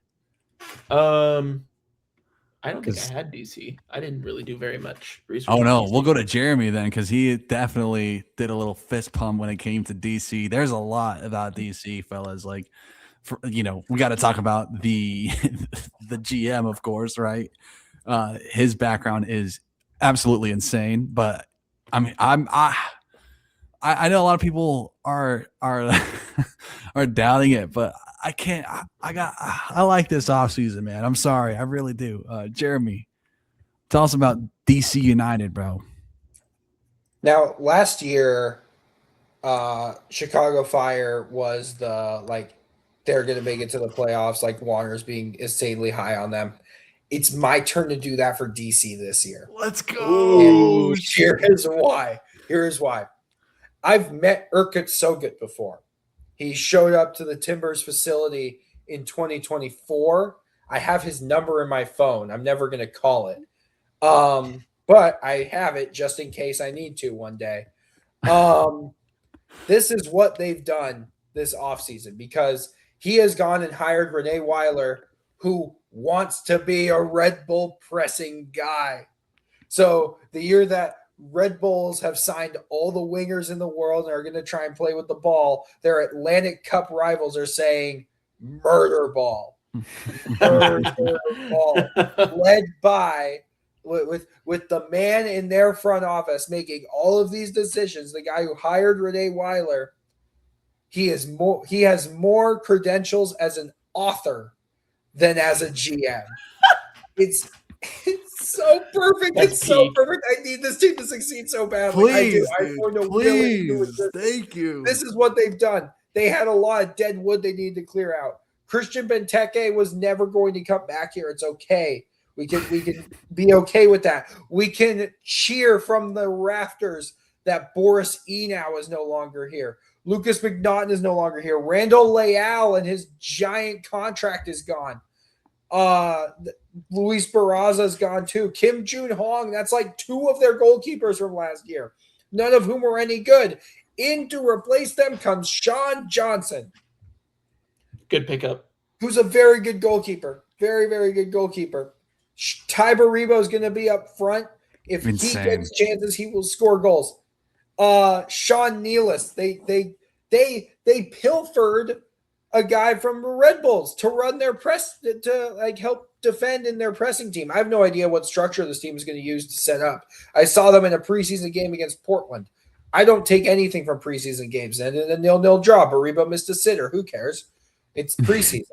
So what I'm looking at, also Gabe Segal is here. He got re-entry drafted.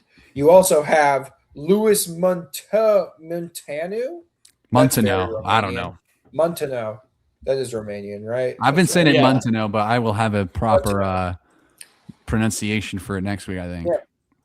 Transfer market based on market value says this is an overpay. I don't care. This is also another year of Caden Clark, Pirani, Peglo, Dominic Baji's on this team. No, he got waived. He got waived.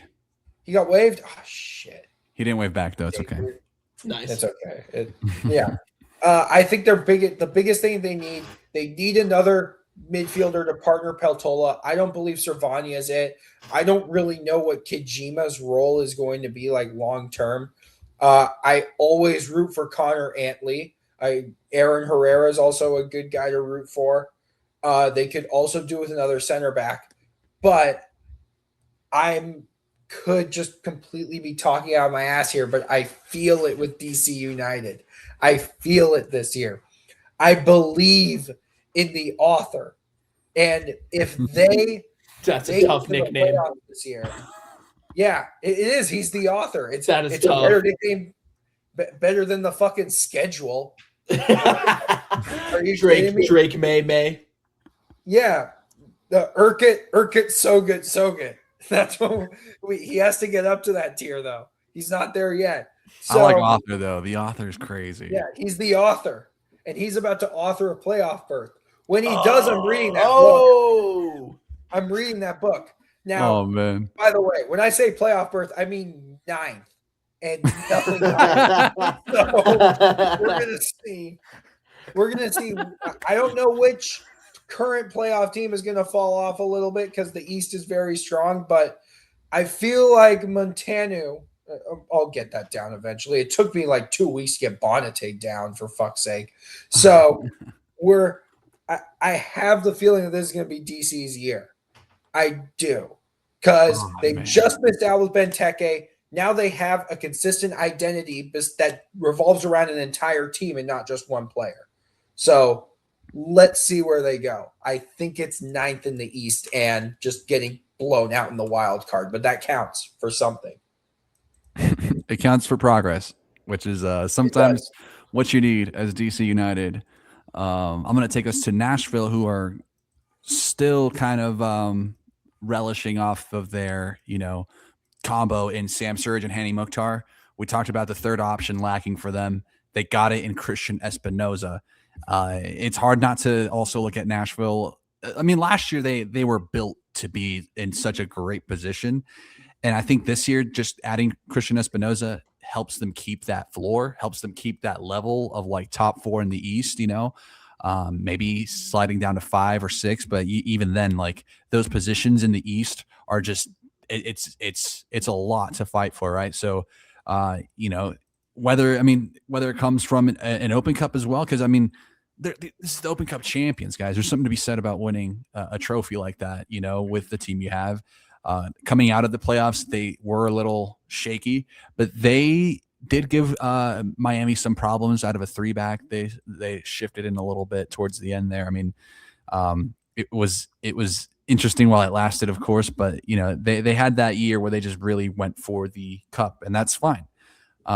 Walker Zimmerman, biggest departure. He was their franchise, like he was the franchise, right? Like we think about like Laud as the spiritual leader of Minnesota. Walker Zimmerman is that, but actually, because he was, he was there for like all of it. And at the time, when they signed him as a DP, it was still a lot to pay for a DP center back, but at that time it was like, well, it's Walker Zimmerman, he definitely earned it at that point. Jacob Schaffelberg is gone. Tyler Boyd is gone, 2 wingers, and Jonathan Perez is gone as well. And that's like 3 wingers there that, they're not Christian Espinoza. So it's like getting rid of them is, comes naturally. Wyatt Mayer going to SKC, Julian Gaines, Maximus Eck, these, like more depth guys are gone. Gaston Brugman, who, if it wasn't for his large contract, I think he's still in Nashville, but another player that is very good defensively against the ball and can pass out of the 6th position.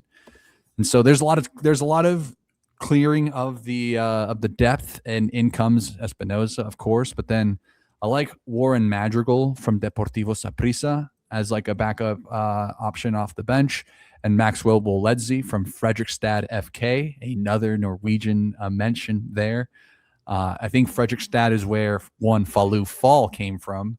So You got Falou Fall from that club, and now Woledzy from that club. So, something about these Norwegian leagues, dude. Their center backs are coming over to MLS. I'm excited for Nashville to just run it back, but this time with a, very strong right third option in Espinoza. And hey, maybe Espinoza ends up being, more impactful than one Hani Mukhtar. There was a time when Hani had, Hani has always been there, but we could be looking at a situation where it's Espinoza and Surridge as the 2 guys ahead of, Hani, who supports it. But this is also Hani Mukhtar, who was a once MLS MVP, so I wouldn't put it past him to also be the guy. It's just Nashville they did a great offseason. I think they are going to be exciting to watch. Anyone want to fill in on some Nashville? Any lingering thoughts? Ditto. I have, ditto for that. I think Wubens Passius gets 3 goals in all competitions this year. Okay, that's a kind of out. Striker. That's an out there prediction, but I'm here for Wubens Passius prop, dude. I don't think you're gonna get that in any other MLS pod. That's exactly. Maybe not a Nashville pod. Well, I just want to throw stuff out like this. This is preseason. This is like our first impressions of the team this year. If I have something that I'm like, I feel like DC making the playoffs, I'll double down on it next week. Don't worry. But like for something like that, like 3 goals in all competitions, yeah, sure. Like why not? Like we got to count those. Those, something that happens. This is gonna be.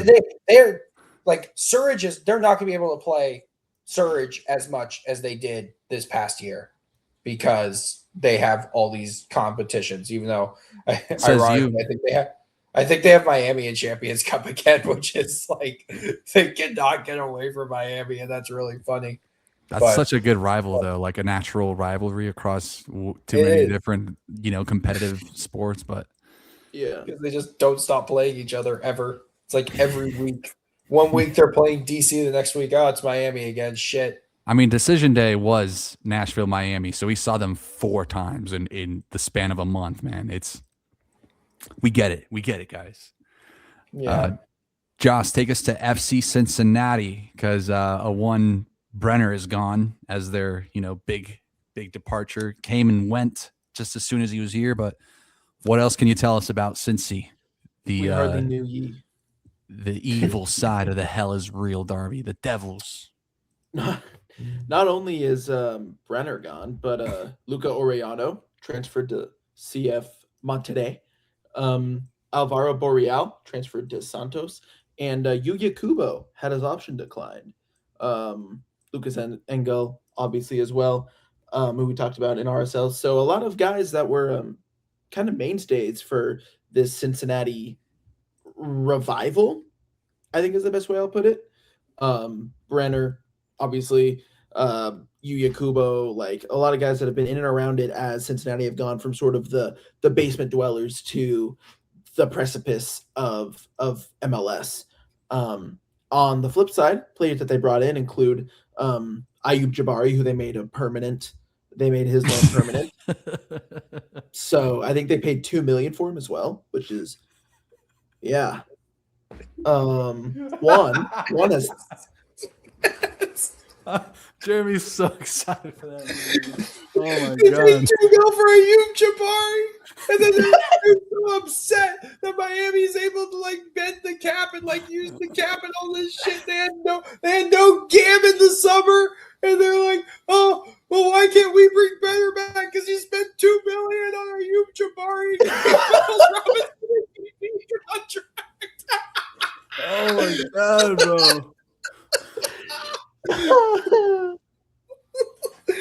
I love Ayoub Jabbari, man. I do. He's my favorite.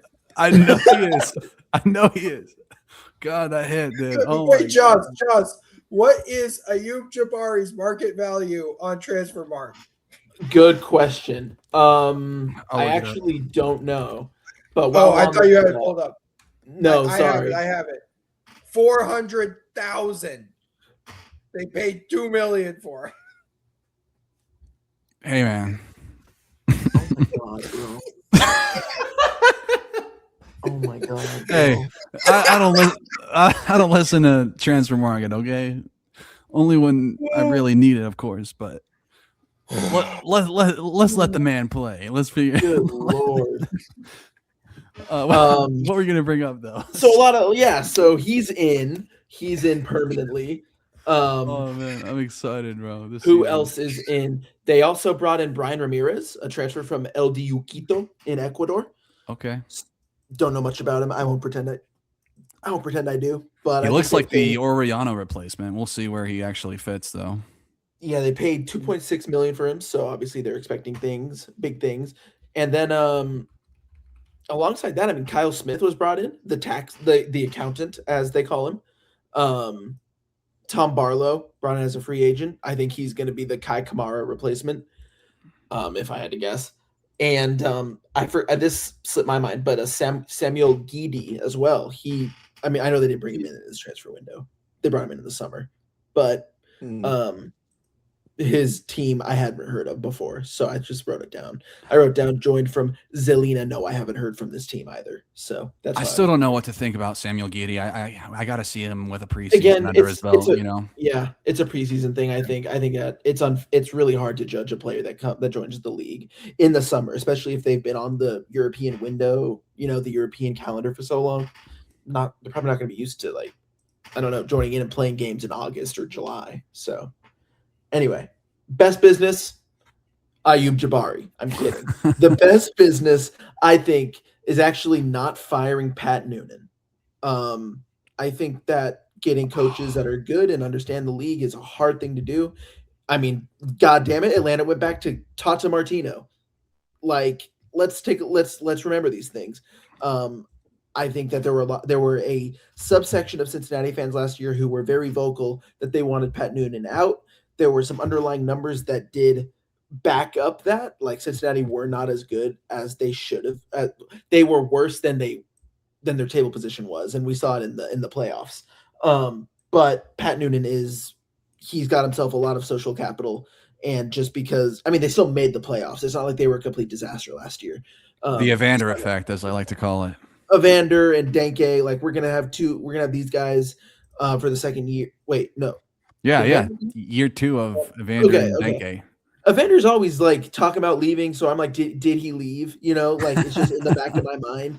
It just feels like that if we put enough Twitter bots to work and really get good at Portuguese, we might be able to make it happen. We can maybe convince him. Questionable signing. Ayoub Jabbari. He believes there's,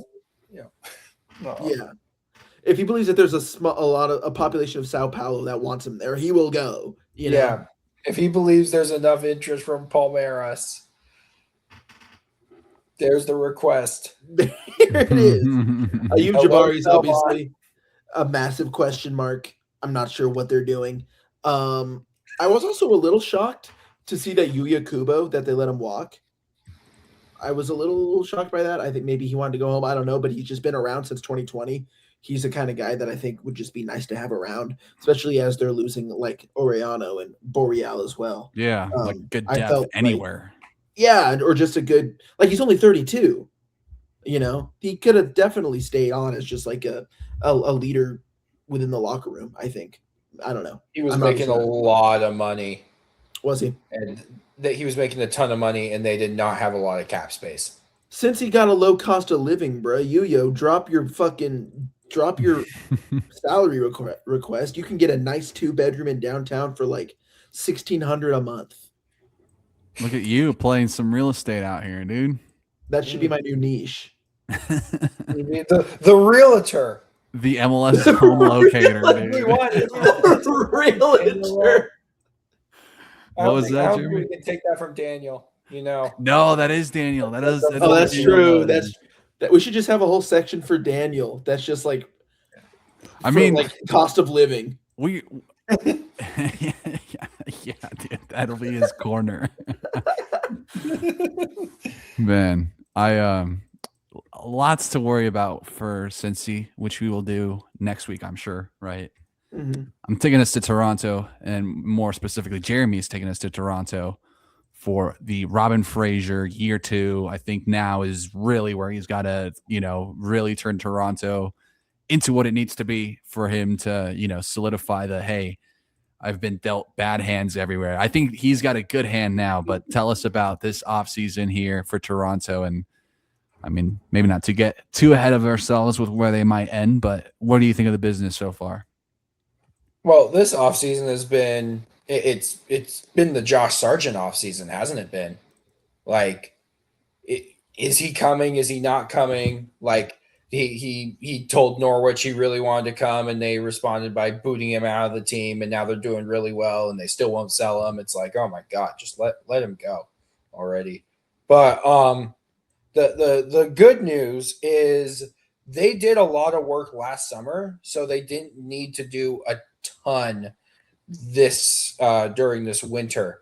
Their biggest winter departure was Sean Johnson, but they believe that Luka Gavron can take over the starting role. I don't know how much confidence I have in that. It would be pretty cool if he did. It would be really funny if he ends up playing his way into the World Cup team. Like, not that that's going to happen, but it could. Big Gavron guy right here, just so you know. Yeah, we got a Gavron guy. That's official. It's really funny because his backup is William Yarbrough. So if a big Yarby guy right here. the big motherfucker between the goals. Oh, come on! Wait a minute. Is that a Di Rosario as their third stringer? Yes. Adisa? Yep, Adisa Di Rosario. There's a Di Rosario goalkeeper now. Oh my God. Okay. This is getting out of hand. Locked in on that. Their big offseason addition was Walker Zimmerman, which is good because they've now added a key piece at each area of the pitch. Well, aside from goalkeeper, like each section since the summer. They added Georgi Mihailovic to help with the attack. They've added Jose Cifuentes. He's still here on loan from Rangers. Be pretty interesting if that loan spell goes well, whether or not they try and make that permanent, because he's a proven MLS quality. I really like this midfield with Cifuentes, Coelho, and Osorio, but there isn't a defensive, there isn't a Davy Flores in there. So I feel like they need a dog. But that's one of the hardest positions to find in the world, just finding a guy who can consistently do that week in and week out. I would also like to think they need another center back. So they're still building something. I don't know what it is they're building. I'm also kind of shocked that Richie Larea is on this team. But the pieces that are on this team, like Georgie, Theo Corbianu, Vil Saint and Kerr, I like all of those guys. I like Coelho. I like Cifuentes. It's just a matter of they still need more. It's taking them a while. It's going to take them a little bit longer to recover from what's it called? The Italian disaster. So the Italian job. Yeah, the Italian job to recover from that. But this is not a spoon team as I look at it right now. I think they're going to be competitive in the majority of their games. I don't think they have enough talent to win a lot of them, but being competitive and establishing a baseline for we're going to go out there every day and we're just going to try and be as hard to beat as possible. That's a really good building block. And that's how you get results in this league. And congratulations to Toronto, honestly. Low-key offseason, if they get Sargent across the line, then we start to do some serious thinking for, could they steal a playoff spot? Because I think he could potentially get them closer to the playoffs. I don't think he's enough to put him over there by himself. Defensive midfielder and center back, I'd still say, are things they need to look at. I'll have a lot more to say about that in next week's prediction show because I'm Toronto pilled. I don't know if that's been conveyed quite yet, but we're going to stay with last year too. I know. I mean, they stabilized a lot last year. They just drawed their way. They're the painters, dude. They're the painters of the league, dude, just drawing. But we're going to stay with Jeremy as he takes us to the team he loves to talk about in a myriad of ways. Not all the time positive. The Seattle Sounders. Yeah. What has their offseason been like? I think, well, take it away because I know the big one, the big move, of course. The big move, by that you mean their record sale? Yeah, tell us about it. Yeah. Obed Vargas, who, I never really hated Obed Vargas that much. I probably should have hated him more in hindsight. But I was just like, shit, that kid's good. Most of the time whenever I watched him. And it paid off because now he's off to Atletico Madrid for a club record fee. And that's pretty good for him. However, that's not the only midfielder that left this offseason. Joao Paulo is gone. He's now an assistant coach with their second team, Tacoma Defiance. Congratulations to him. Danny Leyva was sold to Necaxa after Schmetzer failed to realize that he was a 10 and kept playing him in a double pivot. You know who also failed to realize that is Club Necaxa, who's currently playing him in a double. They failed at it too? Oh, my God. Justice for Danny Leyva, at the very least. Former Rapid. What is it? Yeah, former Rapid Danny Leyva. Atencio got his justice because he ran Bassett out of town, allegedly. So couldn't do it for Connor Ronan, though. Ass. Meanwhile, this is going to be an interesting year in Seattle because they desperately need another midfielder. I don't think Hassani Dotson is going to be an every game starter for them. Nikola Petkovic, who is on loan from Charlotte, I think he can do a job. I don't think he's going to be amazing or anything, but he can do a job. I think he's better fit for what Seattle does than what Charlotte does. In terms of their other additions, Dotson's one of them. Petkovic is another. The one I'm most intrigued is their next pro forward, Yusuke Nome, who lit Next Pro on fire last year because he's 25 and is basically what's it called? The 6th-year senior, the 6th-year college football offensive tackle. You're just bigger and stronger than all these other guys. You're going to dominate at this level. It's time to do it against Jacob Glesnes. Yeah, it's time to do it against Jacob Glesnes. That's right. You got to pass the Glesnes test. I thought there might have been something there. The Glesnes Gauntlet. The Glesnes Gauntlet. That's right. But I hate to say this. Their best attacker this year is not going to be Rothrock, who returned on free agent after being like, should I go to San Jose? And then realize that San Jose is just like that SpongeBob meme of him running around inside of his brain with all the fires and everything. And like, yeah, that's what San Jose's been. Paul Rothrock said, yeah, I'll go home. I'll stay home. It's not going to be De La Vega. It's not going to be Paul Arriola, who's going to recover. It's not even going to be Georgie Manungu. It's going to be Osaze De Rosario, who will take the starting striker spot before the World Cup.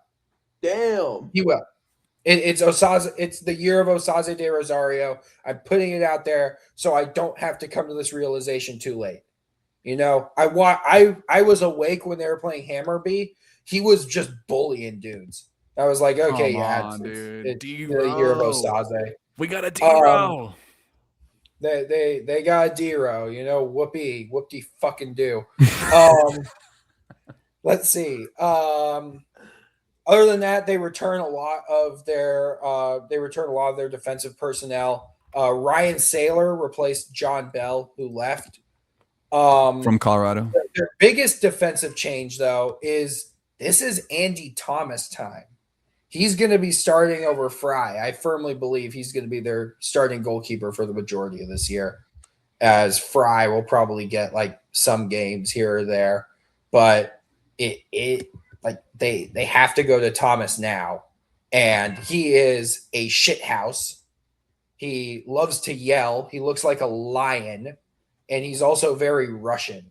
So he's definitely a goalkeeper that you want to have on your team and don't like playing against. And he's just a better shot stopper than Fry is at this point. But Seattle is the ultimate rinse, lather, repeat, whatever that saying is. They're just going to be good, and there's nothing you can really do about it. Unless someone stops them. Which is going to be Jacob Glesnes, I think. That will be. They will not pass the Glesnes gauntlet.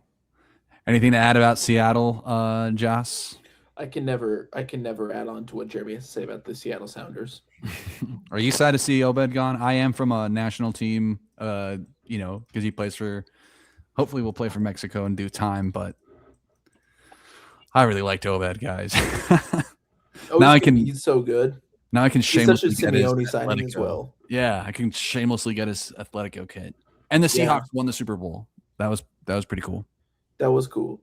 Our glorious Seahawks versus the evil backed Israeli backed Patriots have lost a game. It's only because they beat the Patriots. The only reason I'm like, thank God. For me, the Patriots lost the Super Bowl more than the Seahawks won it. At least just in my heart. My brain said otherwise. Yeah, the schedule. Beatable on his day. Like a toddler. Not beatable on their day is our hypothetical Montreal fellas. Honestly. True. But I mean, the way Montreal has been operating in their offseason, I can't help but think that they have listened to a little bit of the outside the box and are like, yeah, you know what? We will just be hypothetical Montreal. Joey, thank you. Yeah, I love these signings. I'll start us off. I mean, some downs. I mean, Dante Sealy to the Rapids. I want to say they really cashed in on Dante Sealy there. That $2 million for Sealy, I think that is a lot from the Rapids to pay, but especially given Montreal picked up Sealy for free. So they flipped a Dallas asset better than Dallas did within the league. That's kind of insane. Hypothetical Montreal, guys. They're doing it. But Fernando Alvarez is gone. He always kind of, and in his place, they're like, well, we can't just get rid of that lunacy. We need to bring in Thomas Avilés. So a 1-for-1 there in terms of chaotic center back. Bryce Duke declined. Tom Pierce, contract terminated. He was here for a little bit. Vrioni gone, guys. That is a tough pill to swallow to move on from. We all knew Vrioni. This was going to be the Vrioni year, obviously. Matthias Kokoro, which is an actually sad one to lose because we lose. I mean, I had to bring out the stash just to also, commemorate another stash man in Matthias leaving. And then Jonathan Sirawa is gone. Joaquil Marshall-Ruddy's gone too. Marshall-Ruddy had been playing for Charlotte, but now he's officially gone. This is, I mean, I don't know why they got rid of JMR, dude. JMR is a stud. I still think he is a great player in the league. Surawa as well. But they wanted to move on with Thomas Gillier, their new goalkeeper from the summer, and the incomings are crazy. Dagger Dan Dorhelson, guys, from Orlando City. Love Dagger Dan. I think he should fit in well in that midfield. Brian Vera from Salt Lake, just a bulldog of a player. You got Ivan Lysenko coming from Shakhtar Donetsk. Not sure where he's going to fit in, but you got another kind of in the same realm of like Gennady Saichuk came out of nowhere, or Saichuk. So if Lysenko is similar to him, very much willing to buy in on that hype. Daniel Rios on a free. I mentioned Thomas Avalos. Wiki Carmona from the Red Bulls, traded JMR for him. Wiki lives on. And of course, again, that's the hypothetical Montreal, right? And then from Basel is Noah Strait. This one's more recent, so I'm not sure what to say. Overall, though, fellas, it's Montreal doing Montreal things. Like they're gonna make all these signings that I like, and then they're gonna go lose their first 7 games because they're all on the road, and they're just gonna be the Eastern Conference punching bag because we need somebody to take the fall when it comes to these Eastern Conference, games. That's why if the East is so competitive, it's because the team is just so bad. I really don't want that to be Montreal, but time has proven again and again and again. I can love the business as much as I like it and believe in the youth as much as I want to, but it's still hypothetical Montreal, guys. It's always the on paper team. Any thoughts on Montreal? I mean, kind of got in there a little bit on the prediction side, but we'll expound on it more next week, unless you guys are sad to see any one player or excited about one player coming in. I'm pissed that Aviles is only on loan. Like he's like baked in to just be sold in the summer if he had joined permanently. We'll see, because I mean, something tells me Aviles might be here for the long haul on Montreal. It's going to be interesting, nonetheless. And I think what's his face, Marco Donadel, now the official manager, not a year-long interim tag. Come on, dude. He really impressed enough, I still wonder where this team might be if Courtois was still in charge, but I don't have to think about that anymore. I'm just brought in on Dagger Dan. That's my favorite one. Come on, dude. Dagger Dan. Let's go to San Diego, Joss. Tell us about the second-year expansion team. What are we thinking of their business? Oh, my favorite, San Diego. I actually did some preparing for this one. One second. Where is it? Here we go. There we go. Save background. One second. Oh, he's got a new background cooking? Yes. Let's see. Will it? Here we go. Yes!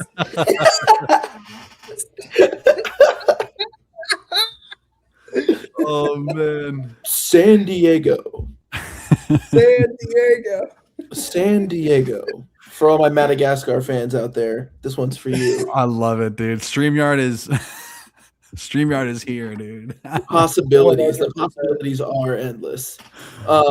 San Diego, second year, the start of their second year, and obviously they last year they were unbelievable. Just some of the best. Probably it was the best expansion side ever. I'm going to give them that. It's not St. Louis anymore. Thank you very much, San Diego. And this year, my unbiased opinion, for this window, they didn't actually have a lot of goings out. I think Luca De La Torre was the most, the highest profile, and that was just his loan expiring. They also lost Franco Negri. They lost Bruseth, and then Patty McNair was transferred to Hull City in the championship. A very highly overperforming Hull City, might I add, for all my championship heads out there, Jeremy Peterman. And so not a lot of outgoing signings, but some very valuable incoming signings, some signings that I've been very impressed with. They fully acquired Luca Bombino, their 19-year-old left back who was a stud for them. They brought in they fully acquired Oscar Verhoeven. They fully acquired Valakari, who was lights out for them. He was very good. They acquired David Vasquez. They also have brought in Lewis Morgan from the Red Bulls and Kieran Sargent from the Dynamo. Wilson Eisner has been signed from San Jose. And then this guy Oswald So I don't know how to pronounce it, but in terms of name test, he caught my eye. And what about the team name? Oh, don't even, bro. Don't even, bro. Bold Kluben, 1893. That's the type of shit that we're on now. This is MLS Scandinavia, okay? Major League Scandinavia is happening, and we're all along for the ride. Total Scandinavian takeover. I'm fleeing the American century of humiliation. Where can I find the nearest cheeseburger? Someone translate that to Danish for me, because we're gonna all have to be using it by 2030. I think the best business was obviously acquiring Bombino fully. As Jeremy said, acquiring just any California talent they can get their hands on. Bombino is no different. The questionable, and this might be highly questionable, but it's my opinion, and my opinion is never wrong. Keeping Lozano? Yeah, I think they're still trying to figure that out, though. Yeah, okay. What if, I mean, they could waive him, dude. That'd be insane. That'd be Get nuts. Lozano waived. I would. Porig. Super late in the in the outside the box. But Porig, if you are listening, go and get Chucky Lozano. Go on.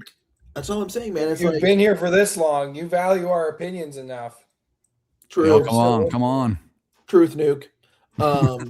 They didn't go out. They didn't spend very big. I mean, their biggest signings were guys that were at the club last year. They're really smart with it, and it pisses me off because no team should come in and be good immediately. You have to suffer, and I don't see them suffering like St. Louis suffered in 2024. If I'm being honest, I know. Mikey Veras, Coach of the Year, coming back with a big chip on his shoulder. Is that predictions territory now? We're in predictions territory. The Coach of the Year will be Ricky anyway. I don't want to entertain any more of this like slop team conversation, but so much of their business was just fully acquiring the players who were here on loan last year, aside from De La Torre, who everyone expected was like the big loan signing at the start of the year. And it's really funny how he's the one who they do not pick up the option on. Whatever. And they're going to be fine without him. It's what's crazy, right? Just fine. Yeah, we'll talk more about them next week, fellas. It's time for our final club, LAFC. Fresh off of getting Human Sun in the summer window, a lot of the pieces here are, complimentary. Incoming in the forwards is Tyler Boyd and Jacob Schaffelberg, two guys on Nashville who couldn't really. I mean, Tyler Boyd was tough just due to the injury, but Schaffelberg was also hit and miss for Nashville. Interesting to see him on a new look team here with some more wingers, winger depth. Matthew Chouanier comes back from Grasshopper. Amin Boudry from Sweden in GAIS. Gais, is that how you say it? Sure. Gais. Total Scandinavian victory, bro. It's over. It keeps happening. And then the biggest one of the incomings that I really like is Steven Eustáquio from FC Porto, formerly of Cruz Azul. And I think he just probably fits into that LA midfield like a glove, honestly. Like I can't see how they don't have a great year with him in the midfield. And then players out are a lot of the players that were really just kind of on the bench. Odin Thiago Holm is not coming back. His loan expired. He never really took over for Timothy Tillman in that midfield. Jailson was a plug-and-play player for them towards the end of the year, and they decided to move on from him. Andy Morin, another guy that was a plug-and-play guy for just a couple of games here, a couple of sub appearances there. He's no longer there. Yaya Boa, him and who was the other player? There's another player there that had some was it gambling connections? I forget what it was, but it was like they both were on administrative leave. I forget who the other player was, but Yaya Boa is officially gone. The guy who scored against them in the Columbus Cruise, was that 2024 or 3? That was 3.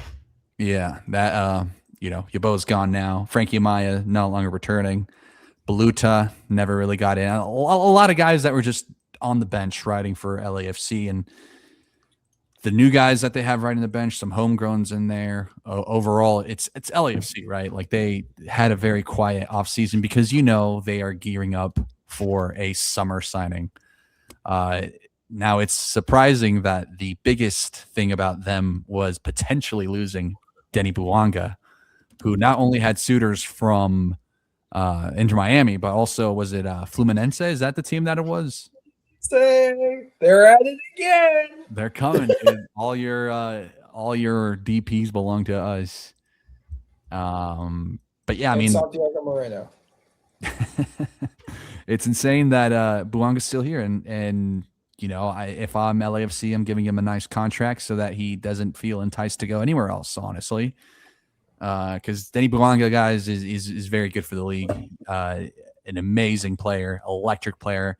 It just wouldn't be the same without him in the 11 and Son. Son all alone with kind of another cat. I mean, it depends on who you replace a potential Bouanga replacement with, right?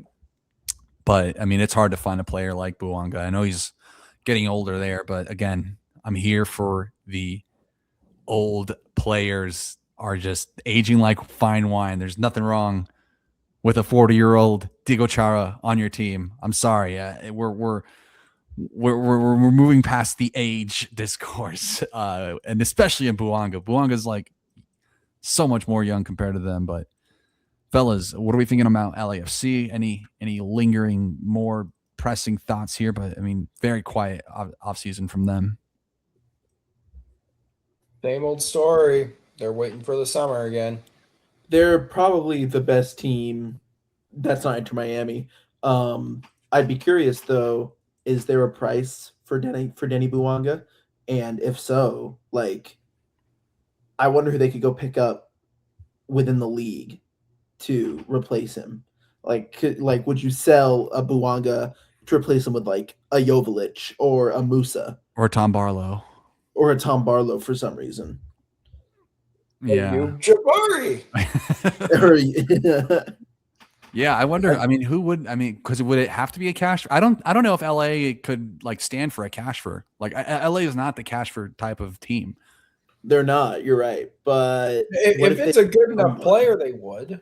Yeah, I think a Musa, honestly, a Musa. Oh, Peter Musa as that 9. That 9 that would actually be a good Giroud, because for some reason it didn't work for Giroud, even though he's still scoring in France.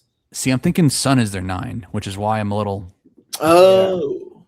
Which is why if it were to be a left winger, I can't think of many in the league that would satisfy the needs of a LAFC team and the market of an LAFC team. Which is why if he was to go, you'd move Son out to the wing and you'd sign Musa. that striker. You'd cash for Musa. Man, Dor Turgerman. Oh, he just got there and immediately ours. I'm sorry. Abu Ali, that'd be insane. That'd be so nuts. God. I mean, could they poach anybody in the league, you think? Is that the... I don't know if they have that. I mean, Miami definitely Kevin Danke. Oh, Lord. Let's get Come on. Let's get wild. $20 million for Kevin Danke. 20 million of your finest Garber bucks. We did it, fellas. We fixed the league with this one massive off-season this podcast. one easy trick. Yeah, just that's what I like. More than anything, that Bouanga offer from Miami, it's kind of just like a teabagging moment. We're a bigger club than you. LAFC is probably sitting there thinking, wait a minute, this was us. now we're getting teabagged? What the fuck? So they have to go and teabag another club. And that club just happens to be FC Cincinnati, maybe? Oh man, you gotta love it. And then There's always a bigger fish. God, the prediction show, guys. You got to tune in next week for the prediction show. It's we're in full season swing, fellas. Like it's right around the corner, dude. Next week is our last pod before the season starts. We're here, fellas. Josh, where can they find you? You can find me on X, the Everything app, at Josh Bathtub. You're gonna find me on Instagram and X, the Everything app, at Off to See the Wizards. Doing a lot of fun Kansas City soccer stuff as we ramp up for the World Cup in 26. Must be nice. Come and check us out. Juan, you're coming out, right? No, dude, I am not attending a World Cup game within the U.S. I'm sorry. That's very fair. But maybe in Mexico. That'd be fun. If it works out. Jeremy, where can they find you? You can find me on the Elon app at Sports Guy Jeremy for the most correct takes of all time. You can find me on Blue Sky at jerrypima.bsky.social for more of the most correct takes of all time. And then you can read my website, cascadiafc.com, for the most correct takes of all time. Currently working on a very long season preview, because what is the season going to look like? We discussed them so long ago, you probably forgot it by now. So you can come read for even more information if you want to know more about this team. Hell yeah, big Cascadia guy over here. I love Jeremy's rundowns. Very, very thorough. Love it. You can follow me at Wanners715 on Twitter, Wanners.bsky.social. Follow Box State Footy everywhere you go at Box State Footy. Visit the website, boxstatefooty.com. Share this outside the box with your hardcore sicko MLS fans. And yeah, that's going to be it from us here outside the box. Our little preseason, off-season review. Next week's prediction shows are coming hot. A kick-based draft as well. We will definitely try and figure out the fantasy corner as the season progresses. But fellas, MLS is right around the corner. Can you feel it, dude? It's right there. Dude. Lots of fun to be had, fellas. But thanks, guys, for tuning in. We'll see you when we see you. Bye-bye.